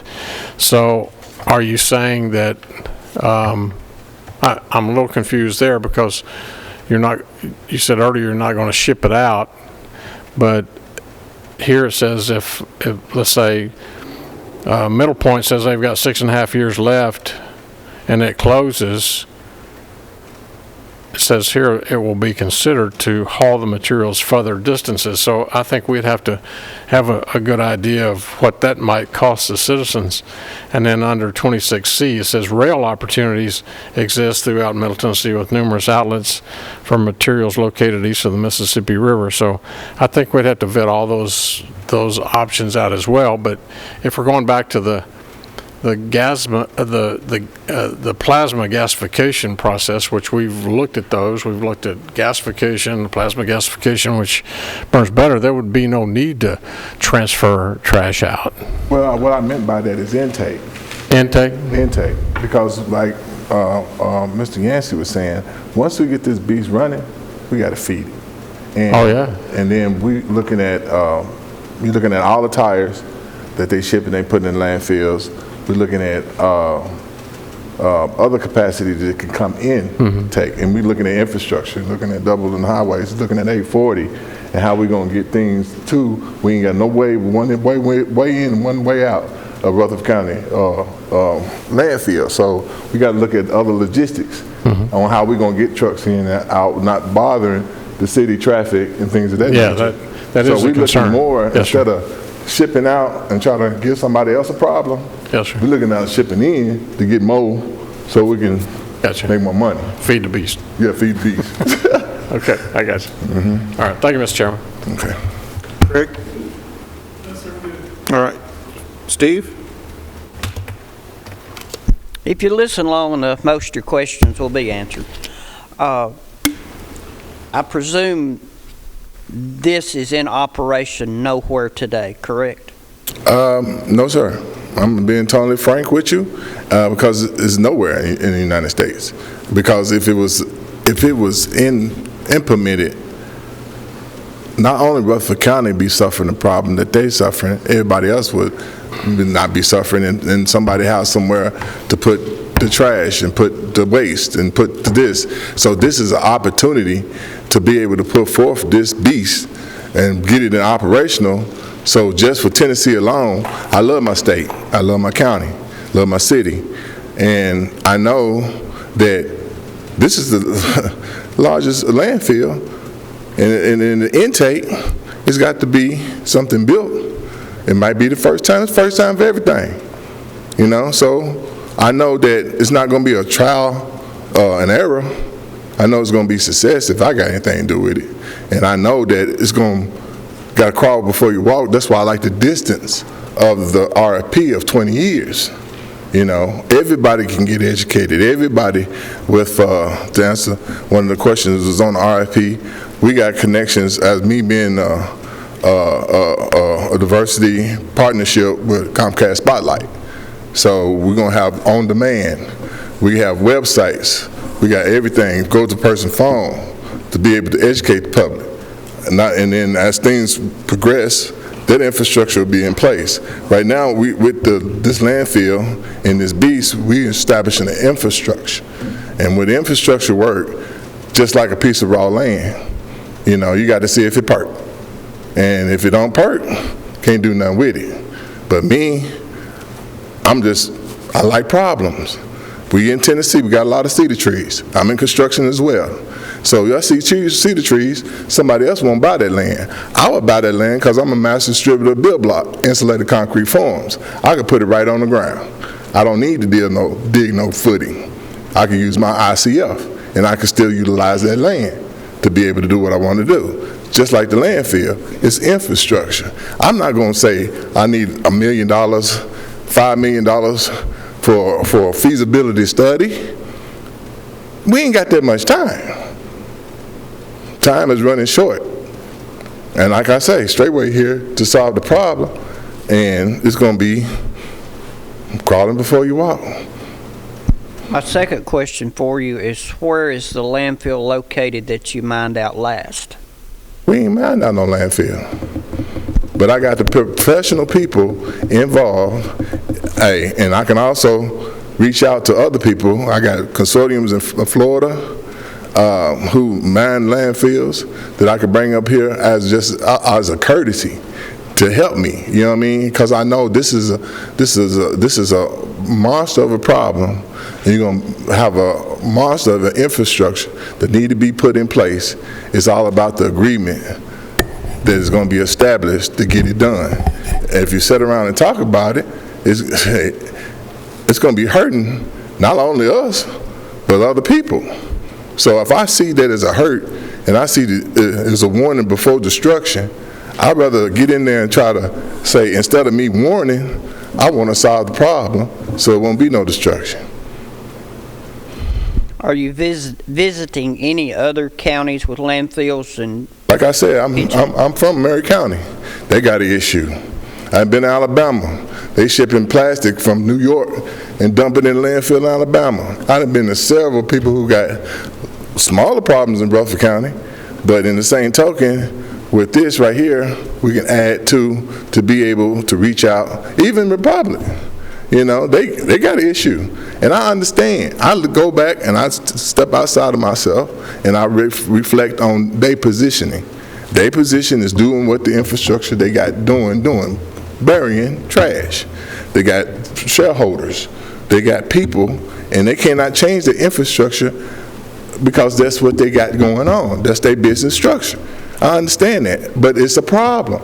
So somebody got to even solve their problem, which is going to be good for us if we have access. do you know how large our landfill is? Oh, yes, sir. How large? 90 acres. He referred back to Feed the Beast, Feed the Beast. How many other counties of trash would you need to bring into Rutherford County to feed the beast? Once this system is on, it's self-sustainable.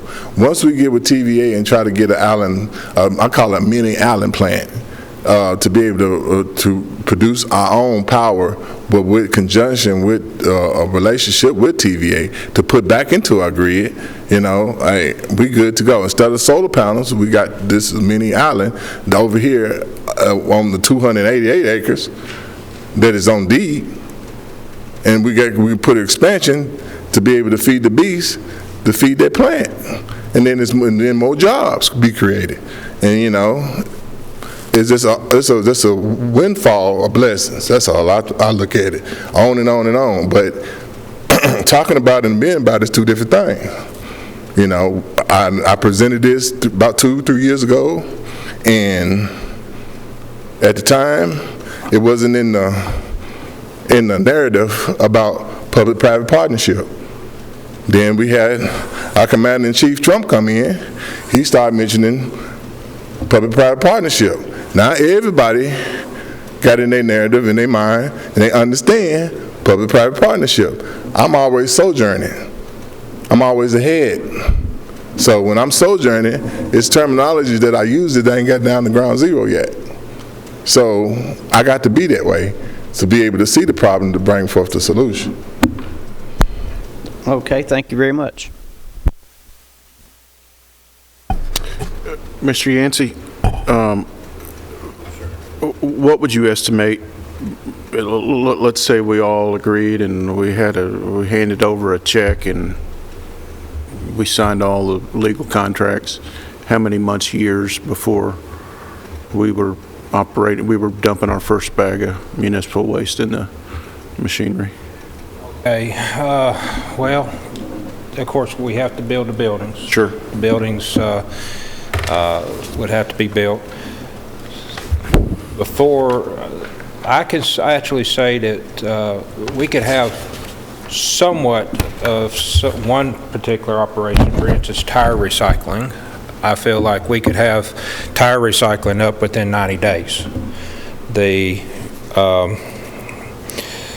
rest of it would be, I would say, give or take 10 to 12 months, depending on construction schedule, import schedules, to get some of the machinery here.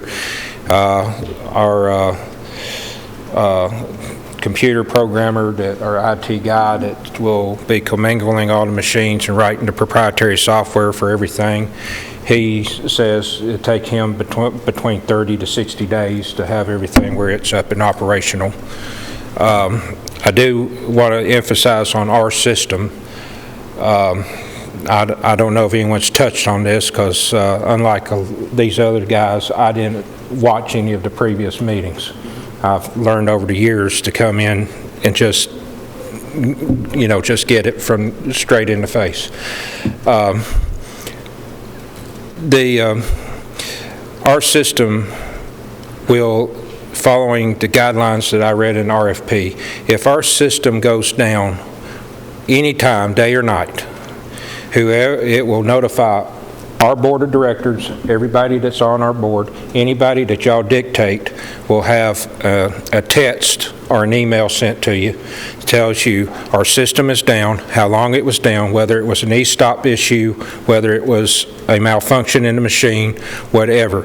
We're going to pretty much, and I believe we've talked on this, we're going to have a very open door policy, which is what y'all were wanting in the RFP.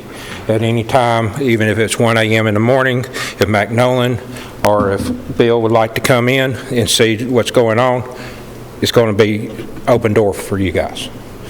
And but depending on construction issues, how quick we can get material, how quick we can get a shovel in the ground and get the systems built.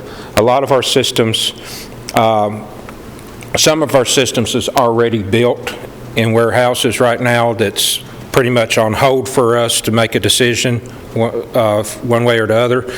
That material can already be on its way to us. There's 2 or 3 systems that will have to be built on site in the building and brought in components. So depending on import and getting the personnel here to actually assemble it, I'm trying to be realistic. I'd rather tell you a long number and come in short. So I'm saying 12, maybe 14 months, at the latest 14 months, and that's if Mother Nature throws us a curveball. Does that answer your question, sir? Yeah, that sounds very aggressive, but... I'm a very aggressive guy. Okay. All right. All right.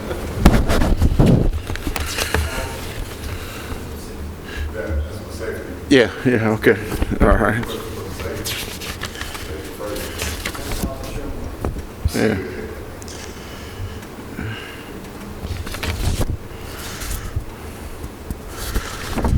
So I guess last question for me, for whoever wants to answer it. Through the plasmification to energy process, it sounds like your output is going to be convert to electricity, and what we can't use in-house, you're going to sell back to the grid. And you know, this committee has chatted with TVA folks, Middle Tennessee Electric folks, and, you know, unless something's changed, I mean, in TVA world, they don't want to pay you hardly anything for electricity back to the grid. I mean, I don't know if you know something we don't, but it doesn't sound like a very TVA work, profitable. they want to be a partner, okay? And a lot of people who want to utilize TVA is not a partner. Now, Middle Tennessee Electric, everybody who's outside the loop, Columbia Power Water System, everybody in that realm is partners. With Straightway Enterprises, we are negotiating to be a diversity partner. If I supply what I supply to TVA, they're coming in as a partner, not me trying to negotiate a side deal as a private company. But why would TVA want to be with partner when they're a big man on campus? Because that's what they're issuing out. You can go to TVA.gov and then you can see that they got diversity supplier things that they want to do business with minorities. All right. Yeah. So that's the card that you're playing? Ain't no card. It's just what it is. Yeah. If it's an opportunity, yeah, I'd be a fool not to take it. Sure. I agree. Okay. So if they want to be my partner and they want to buy my power, yeah. All right. Let's do it. Well, all that being said, I can't imagine they would want to pay much more of what they would pay anybody else that's selling power back to the grid. Well, like I said, if we are chosen for the award, you'll know exactly what's going on. But right now, we're in the evaluation process and we're just trying to get 10 points for each unit. Yeah. Yeah. Becky, I'm sorry. No, you're fine. I just have a couple of quick questions for clarification. So in the RFP, you mentioned Murfreesboro Urban Services and General Services District. Is that Murfreesboro as one? Murfreesboro and the outer perimeters.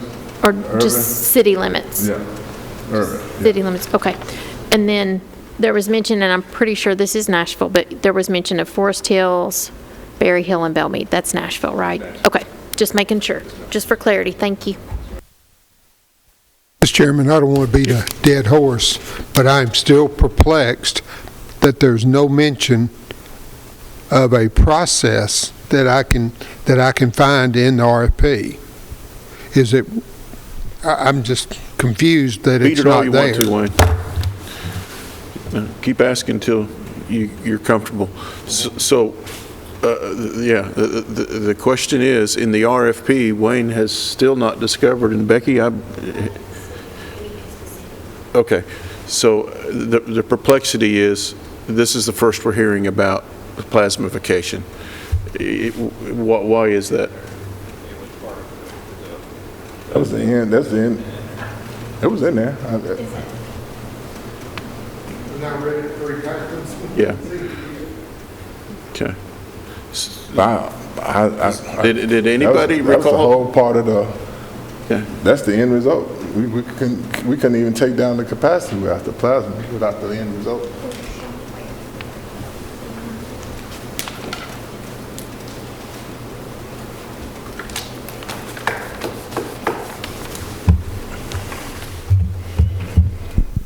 I have a question for the safety guru. All right, let's hear from safety. Come on, Aaron. Come on, Aaron. Let's hear it, brother.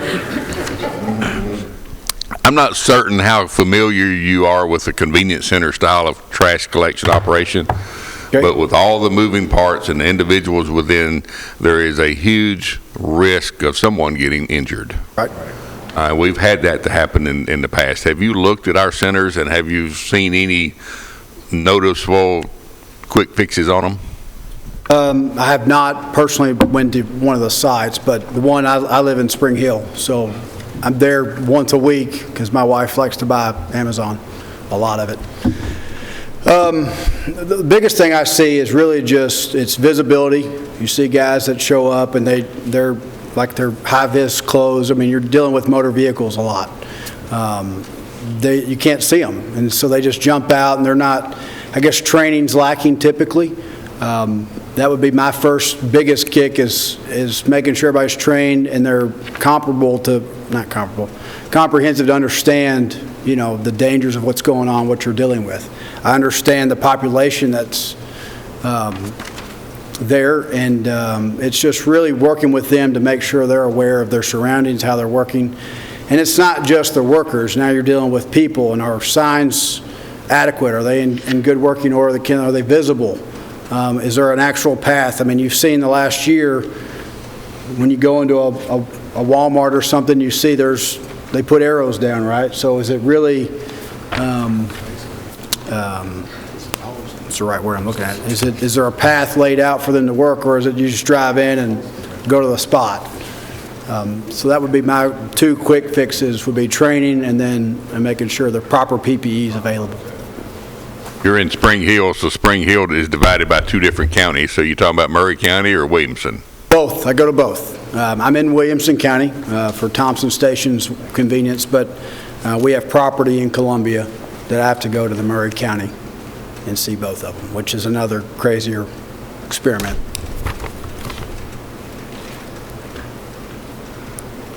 But also with my kind of my background, I work for a safety consulting company, and I'm all over the mid-state all the time.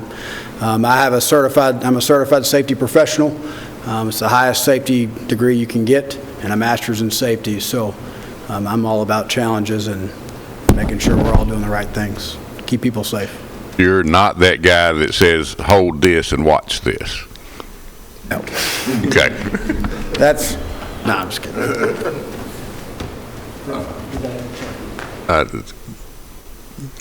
I've got a question about the education. Can I ask this question real quick? Right here, the paths are supposed to have been behind there, and I apologize, but they're supposed to have been right behind the flow. That's the flow stream.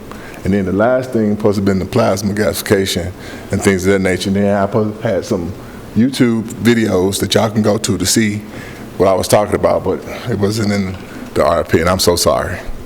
All right. Yeah, the first one that I submitted.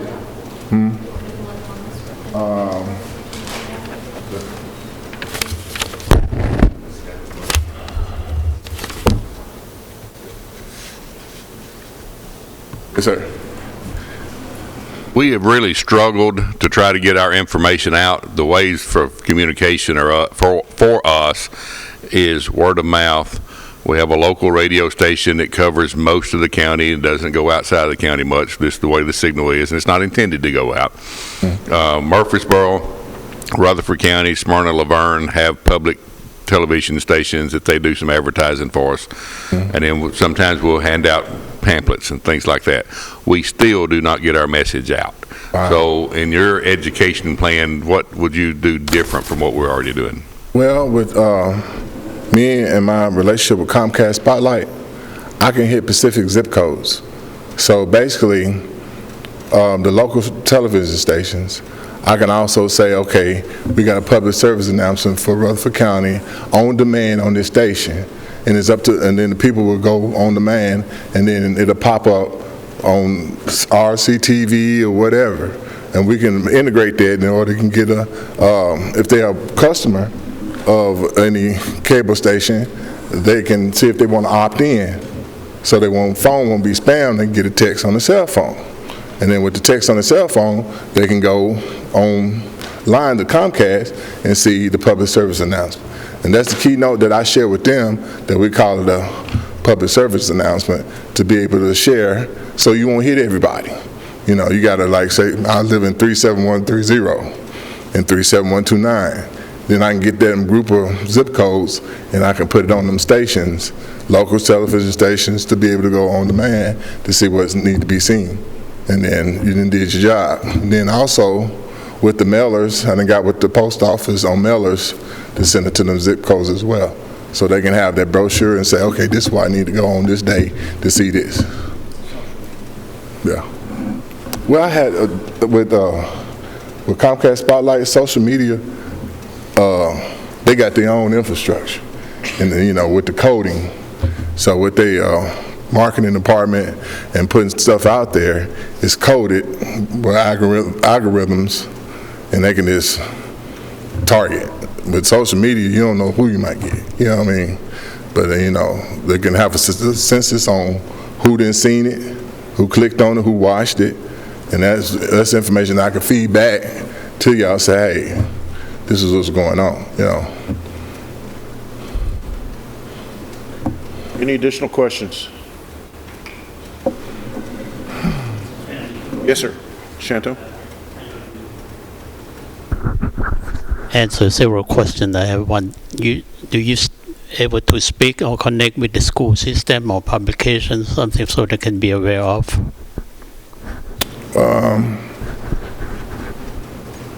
Could you repeat that question one more time? Well, I thought you talk to the students, in different schools. Oh, okay. School education. School education.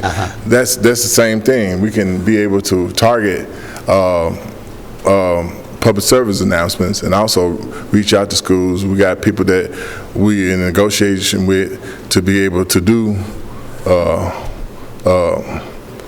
PSAs and reach out and go and say, okay, this is what's going on, to teach them about recycling, the kids about recycling, and things of that nature. So we got that infrastructure set up and ready to go when that time comes.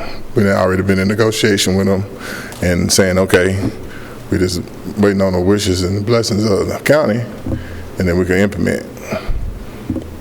But we are already in negotiation with them. Becky, anything? Robert, you have anything? No, I'm good. All right, thank you. Becky, anything? All right. Gentlemen, thank you so much. And you are the point person, right, Dr. Jordan? So if we need any further follow-up, you'll be happy to come back and see us? Yes, sir. All right. Anything? Gentlemen, thank you. Aaron, thank you for all your input. It was fantastic, brother. All right. Hey, let me ask one question to Mac and to Becky.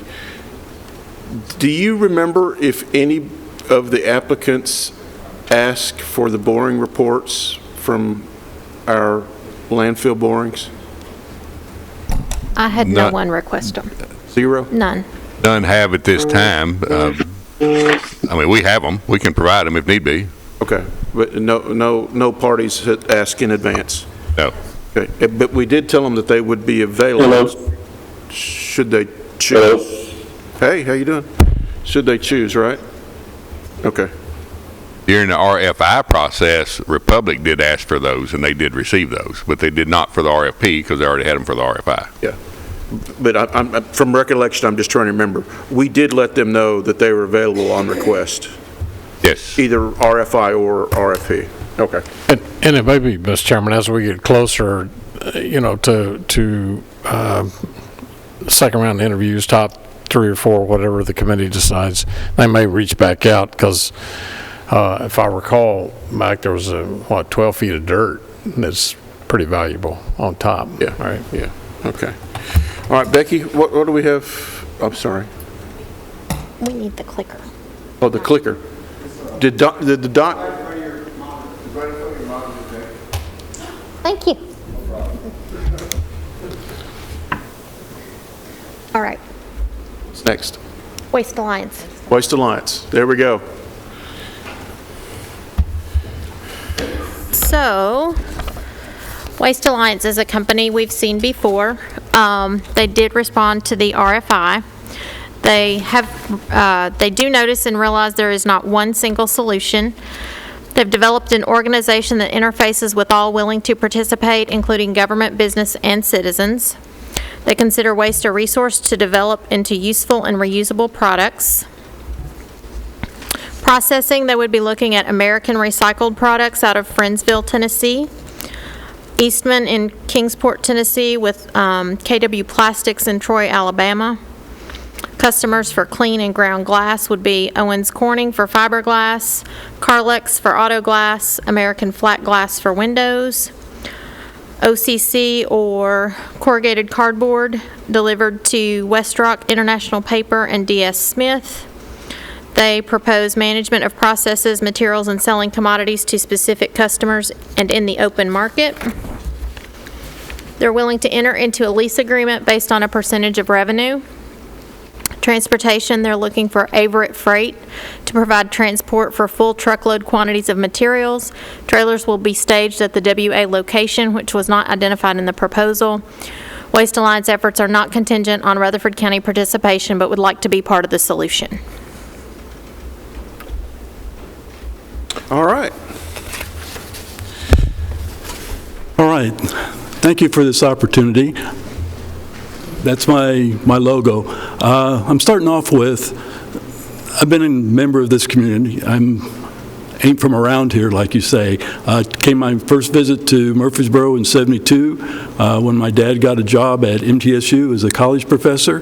That's where Murfreesboro was too small. I grew up in Southern California, moved my senior year of high school, but I've always been an entrepreneur from the age 12, and that's kind of what drove me to this. I'm retired. I've been involved with Murfreesboro and the county, helped to get the Greenway system going. Uncle Dave Macon Days, I was on the founding committees for that. I started the Dixie Dewdrop Classic that was actually a bicycle race and became such a big event, it was actually a qualifying event for the U.S. Olympic team. I've had an amazing, great life, still living it. Live in a house right downtown in the first subdivision of Murfreesboro. My house was actually built in 1870 on the Manny Avenue, and I embraced that. My wife's second great-grandfather was with the Union Forces and actually camped out on our property. So my wife always said, you know, this just feels like home, I don't know why. We didn't find that out till after we lived there for 20 years. So anyway, what I've got is I got involved with this just because of the toxicity that's being created in our community. My youngest daughter was diagnosed with leukemia when she was 7 years old. She was a year old when we came here. We lived on Ewing at the time and always played over there at the campus school. You know, that parking lot always floods. Well, as she's going through treatment, she's a cancer survivor now, she's in her mid-40s, but as we're going through Vanderbilt Children's Hospital, you get to know the nurses. And one of the nurses said, oh, you know, there's a high incidence of cancer in that area code. We don't know why, and we just lived with it. After the Flint, Michigan issue and the lead contamination, I pulled up. The federal government tested every single zip code in the United States for lead contamination. And you can pull it up on the internet and put in my zip code, and you can blow it up street by street. That section of Murfreesboro had a high rating on a scale of 1 to 10, number 9. So all of a sudden, we just lived with that.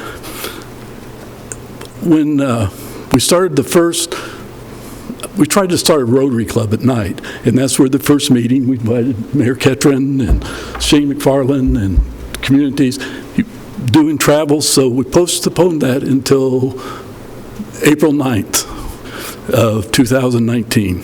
That was the first countywide meeting at Patterson Park on solid waste. That was what was our $5 on the water bill being used for. You know, it was just a civic, we're trying to start an evening Rotary Club, civic-minded and all, and that's when it started.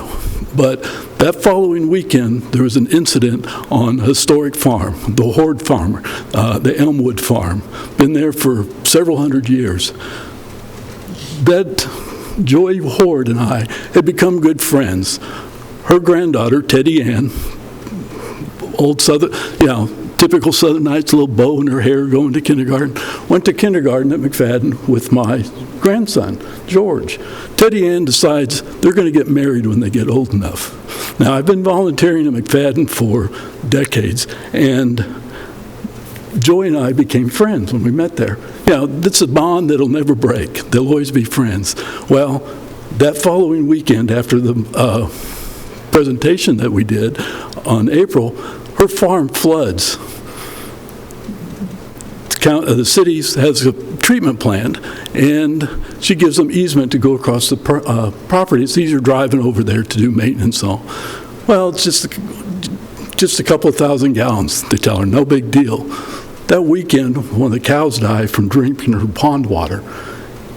What's going on? She has an investigation. It was 440,000 gallons of crap that flooded on her property, totally contaminated. That pond that she has is fed by the watershed, totally contaminated for the next 20 years, kills everything in it, any tadpole, any life.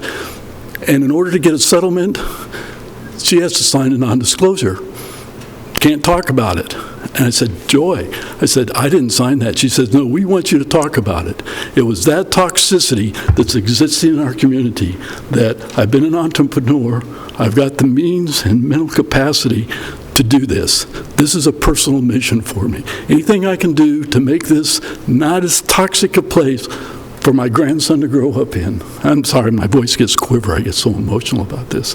But that's my reason for doing this. So as these meetings progressed, and there was more and more interest, I took a business development class at Nashville Incubation Center, mainly because, well, it's going to be a nonprofit. And the Small Business Development Office here in Murfreesboro doesn't do nonprofit, it's for-profit. So I went there and developed my business plan. What you're going to see is this basic plan that I qualified for a $25,000 kickstart from First Horizon.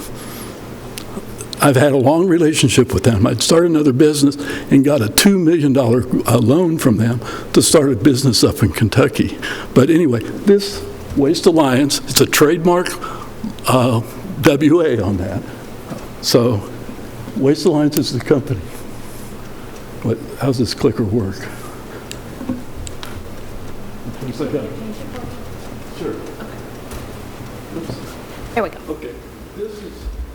I followed this since I was a teenager in high school. This is my basic premise. I've been a member of Young Life, gone to retreats, but this is what I live by. It says, this is the beginning of a new day. God has given me this day to use as I will. I can waste it or I can use it for good. But what I do today is important because I'm exchanging a day of my life for it. Tomorrow comes, this day will be gone forever, leaving in its place something that I've traded for it. I want it to be for gain, not lost, good, not evil, success and not failure, in order that I shall not regret the price that I paid. That's just I've been doing this since I was a teenager. So go ahead and click it.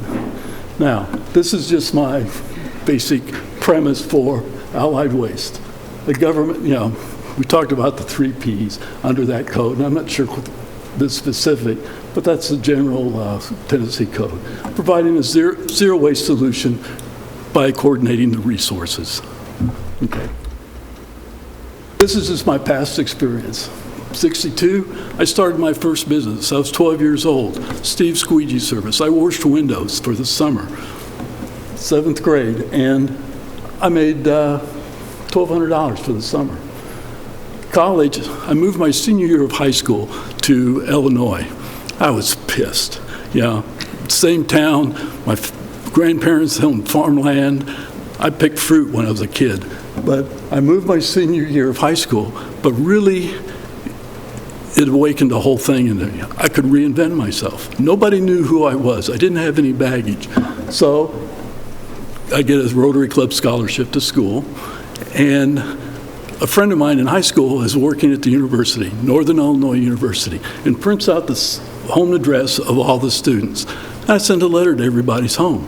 If you'd like a birthday cake while your son or daughter's at school, came up with the price, $15. Small little bakery would make a 9-inch cake for $4. I had 2,000 orders my freshman year to deliver cakes for the year. That's $30,000 cash. And believe me, 68, it was drug, sex, and rock and roll, man. Seriously, I didn't take school seriously. I started another little business relocating U-Haul trucks. My parents had moved down to Florida, so I go down there and I'm tending bar, and this guy says, "Oh, would you do a private party? And at that party, it was for Hertz. Well, Hertz owned U-Haul at the time, and the guy doing that said, oh, why don't you drive one of our trucks back? We'll pay you 15 cents a mile to drive a truck back up to Chicago. Everybody's moving out to Florida, Texas, and Colorado, and they're stockpiling. I did it one time, get the money, and the guy said, I asked him, how many trucks you got? He said, oh, whenever you want to do it. They're piling up there. I have the fraternity brothers sign up, and so every weekend I have a list. Hertz would give us a car if we had 4 drivers going to a location. So I had them going. I was paying the frat guys 10 cents a mile to drive. I was making a nickel a mile off every mile, every truck rolled, every single weekend. Now, there was no business plan. There was no taxes paid, but it was just cash coming in. So that was my entrepreneurial stuff. Obviously I flunked out, joined the Navy, stay out of Vietnam. I was fortunate enough to be able to pick my school that I wanted to. Got first in my class, A school. I was an aviation electrician and picked my duty that I wanted. I picked the biggest bird you could fly on. Hey, I didn't want to go on my ship. Steve, let me ask you. Yeah. Instead of giving us your life history, can we not get to the RFP? Oh, sure. I was just giving you an idea of, I'm entrepreneurial. I think we clearly understand that. Click on. Let's get to the business at hand. How do we build a company? So, how do you get in the right people? You get in the interviews and everything else. I'm not really so much concerned in the interview and what they've done, just like you said.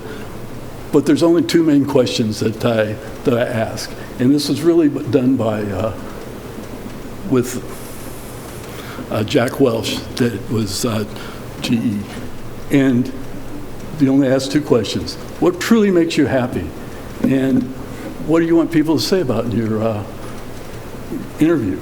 So, after his 20 years of career, Jack Welch at GE, he increased his profit in that career 4,000% just by getting the right people to work for him, using those 2 questions when you do an interview. Go ahead and click it. This is the opportunities that exist. The increase in weight, landfill increase in capacity, the dumping from 30 counties, mismanagement, and there's no real accountability on how to regularly do that. And I've got overwhelming community support. I've got several hundred people that are already wanting to try and support this effort. And we'll use proven technology. My first thing is to make it profitable. So go ahead and click it. So I've got an advisory committee that was part of that. I'm initiating a pilot program, which is with American Recycled Products. We really haven't started donations or generating that, although I've worked with Recycle Rutherford on how to try and do that on their next Earth Day program. And then there's grants that are available. Go ahead. You can click it. Now, that YouTube video, I don't know if you want to try and click up that. I've done a video, and I'll post that on Facebook and all, but all it does is really explain me and what we're trying to do. But where American Recycled Products is right now, they're over in Friendship. I've entered into just a verbal agreement on making plastic wood, taking construction materials and taking plastic from like Coke bottles and milk jugs, shredding that down and making plastic wood to be used in the packaging industry for making pallets, or what I sent them was all the specs. I did the packaging for Fuyao Glass when they opened up in Dayton, Ohio, for their domestic supply. I worked for Weyerhaeuser for 20 years selling products throughout the whole Southeast. These companies that were mentioned of going with automotive, I know those companies. When I mentioned in the RFP, I've got personal relationships with those companies because I sold them packaging, and I've already contacted them, and yes, they're willing to work. Just like Bridgestone is willing to help sponsor that stuff. Nissan is willing to help do it. There's another automotive company opening up in Franklin, Tennessee that will use the aluminum. I modeled my program after the Orange Grove in Chattanooga, which has done a similar program for 28 years, but had to discontinue it when the federal government changed. I'm a board director on Tennessee rehabilitation, which my labor source was going to be a major portion with the IDD, intellectual development disorder population. I've been doing that for as long as I've been in packaging, using those in different parts of the South whenever it's been possible. It's very doable. So Steve, let me ask, is this considered a nonprofit? Would this be set up as a nonprofit? There's been no real, originally that was the idea that it would be a nonprofit, but there is no real, I'm willing to do it anyway. That was just my initial idea, because the initial plan was to use Tennessee Rehabilitation's location to actually do the sorting and to be able to take initial materials from the Haley Road thing. Well, that's all changed. They lost their lease with the county. Tennessee Rehabilitation is a government entity, and they're looking for another location. I'd used their place before for other projects.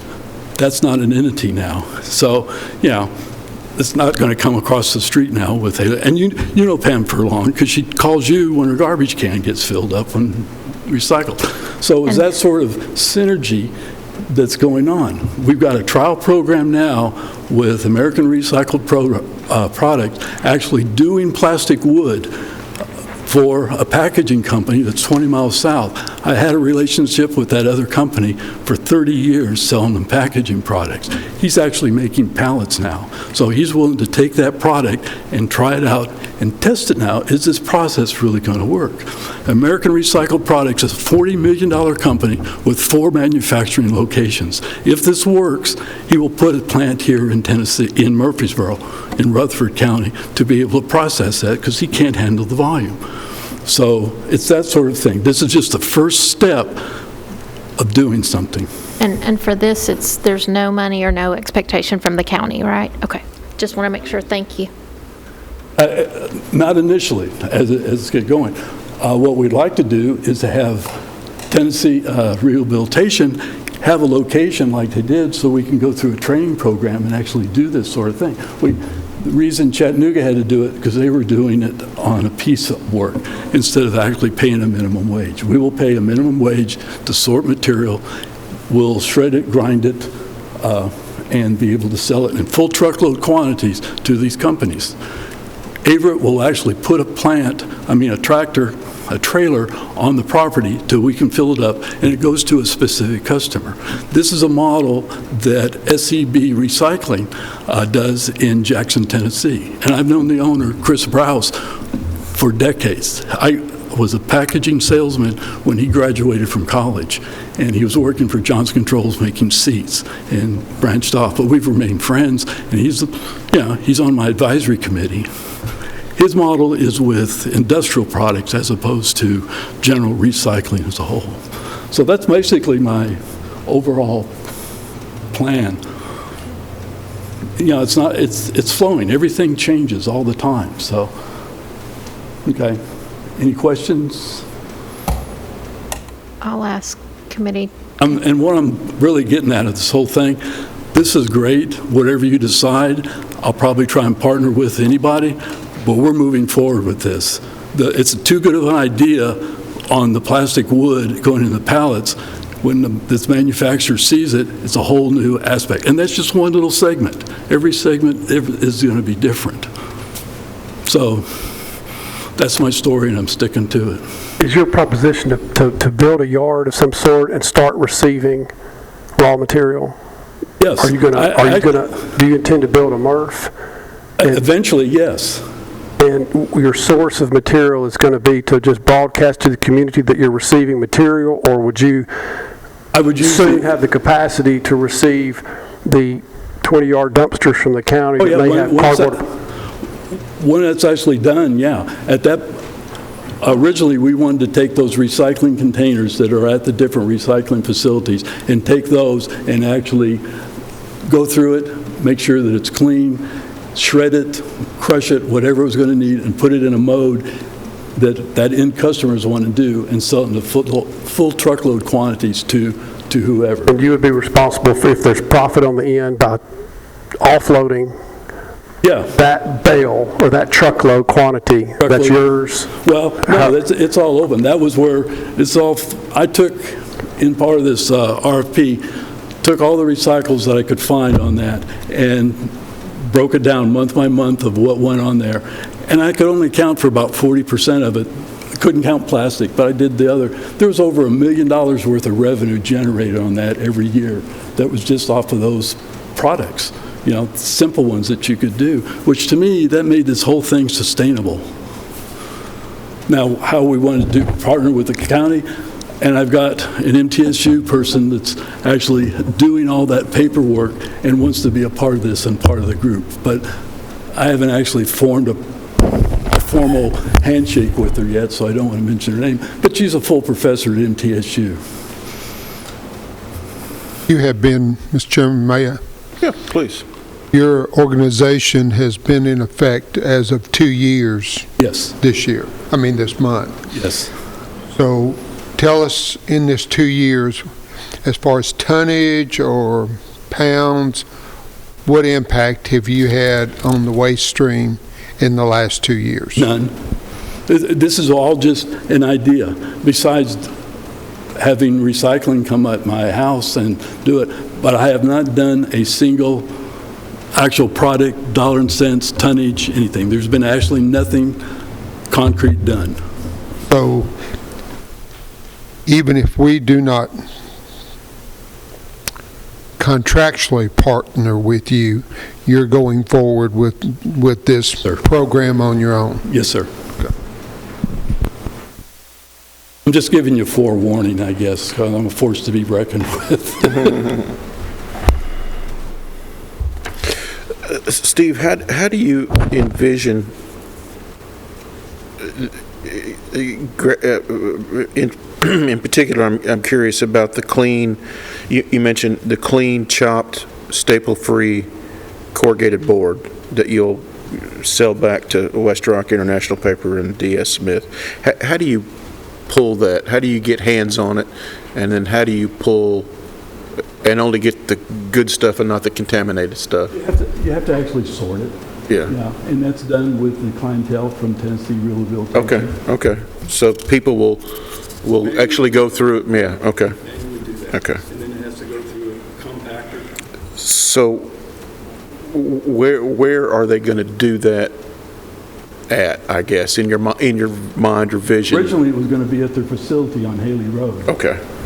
They had, and I'd use that, but they do not have a location now because the county uses that for their maintenance department. Okay. So Pam's working out of the house. Okay. Gotcha. All right. Questions for Steve?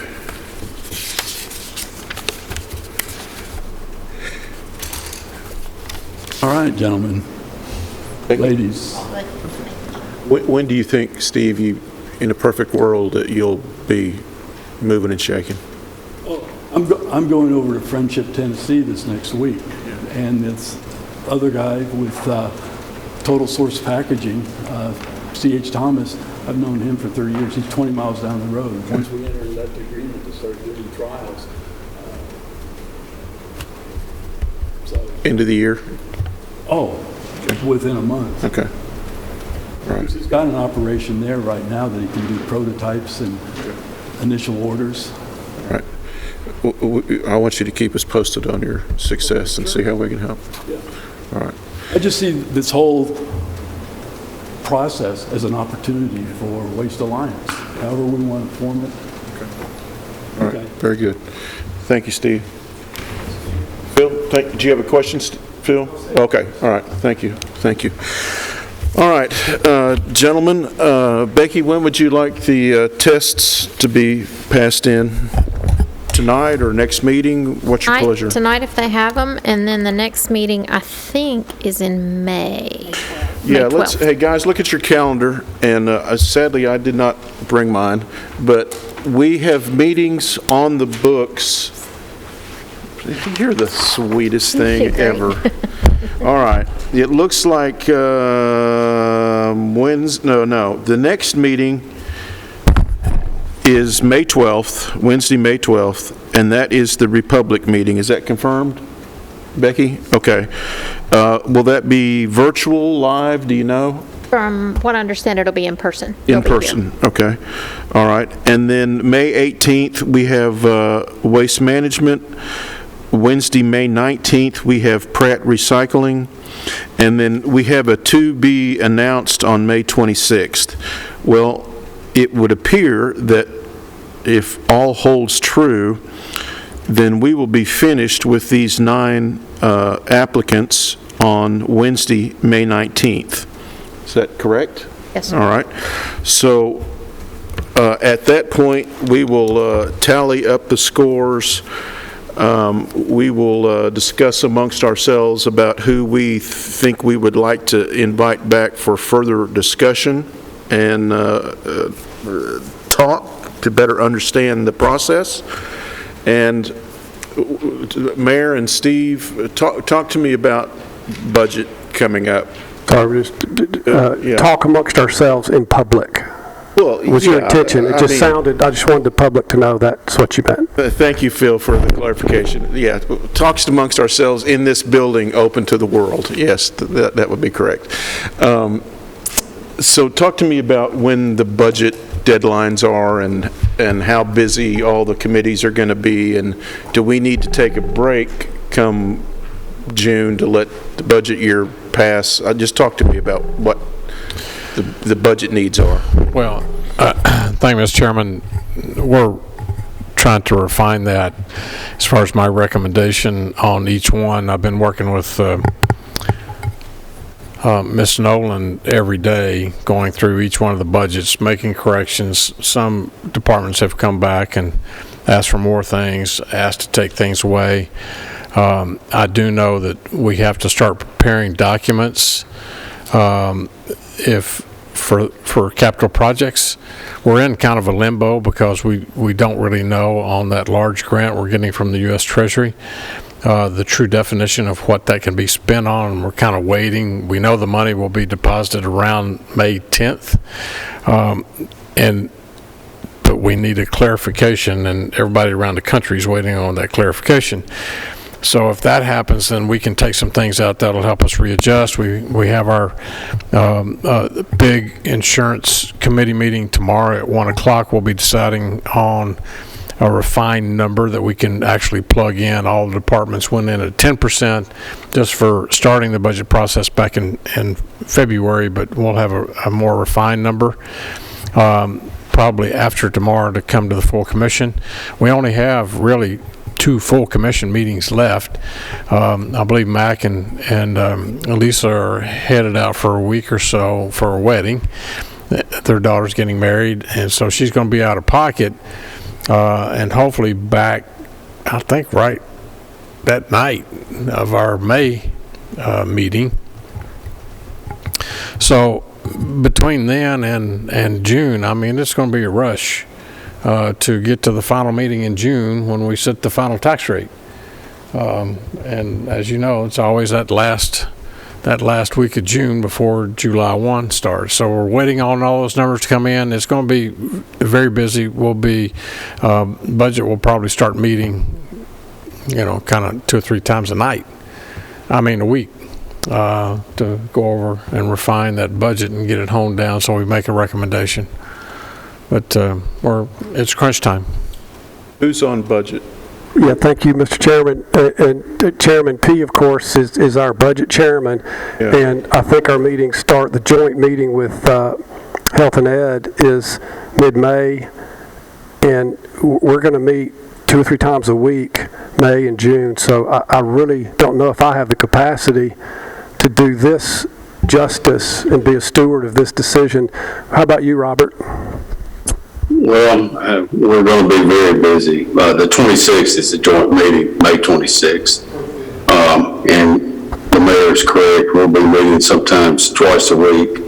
But I think we'll have a good feel from the way these meetings are going.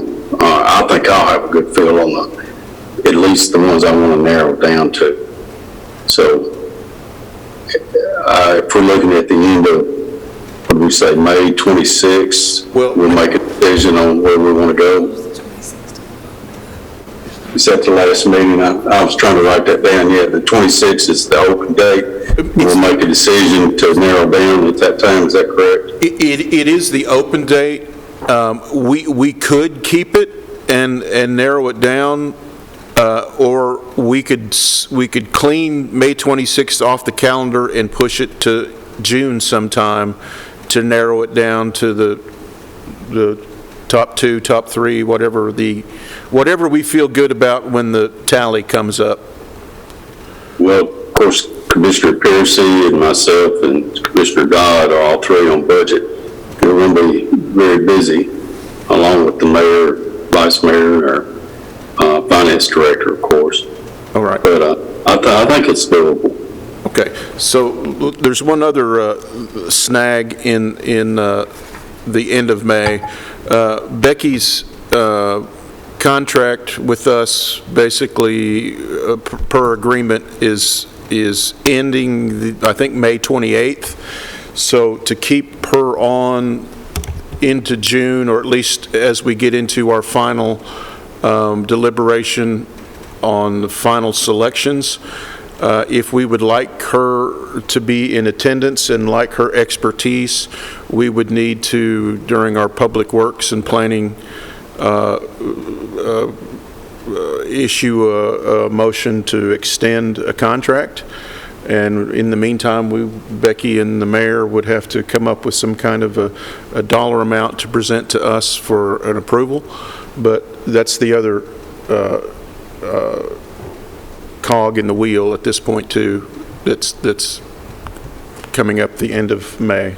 Mr. Chairman, I have two comments. Number one, if it looks like we could do, I'm willing to do a meeting on the 26th without any other vendors. We would have heard from Pratt. If the 26th is open, we do our tally in this committee, and we may just have to stop there till after budget. But we do the tally. We all hear collectively what those numbers are. And secondly, on desk to Becky, I would suggest, and I may come up with a motion if you need me to, we have a Public Works and a Budget Committee that could, I think, coincide. The Budget Committee's like May the 9th or 11th or sometime. I would hope that we could do what you just asked, and I'll make that in a motion if I need to. Okay. That sounds fine. So I make a motion that we entertain extending Becky's contract to be heard at Public Works if possible, if not at straight to budget in May. Chairman I'll Cush, second it. Chairman Cush, do you have anything on April the 29th? Did we not schedule that for a meeting date? I don't have it on the calendar. You don't have it? Okay. All right, and you are not going to be here on the 26th. Well, I mean, all you'd really have to do is give us the tallies, right? And then amongst ourselves, we could deliberate on what we thought the top groups that we'd want to revisit.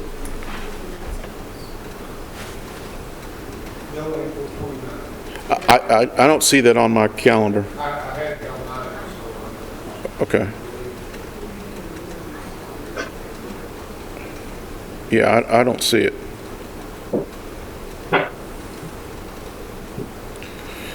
All right, so we have a motion and a second regarding bringing up discussion on extension of Becky's contract at our next Public Works and Planning May meeting, 4th, Public Works. which would be May 4th. 4th, okay? To be heard at budget on May the 6th. May the 5th. If the mayor and Becky agree that that's doable.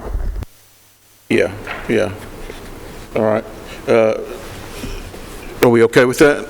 Any discussion? Call roll, please. Commissioner Blair? Yes. Commissioner Dodd? Yes. Commissioner Harris? Yes. Commissioner Piercy? Yes. Commissioner P? Yes. Commissioner Sherino? Yes. Chairman Kush. Yes. All right, so, yes, Wayne?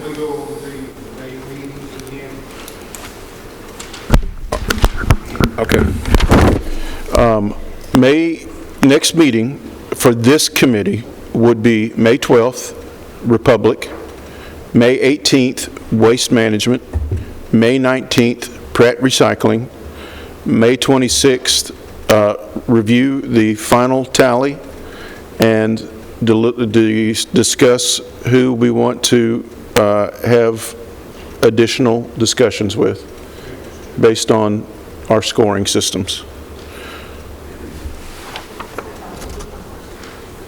Yes, those people would be in person, yes. All right, what else? Old business, new business, any business? Seeing none, adjourned.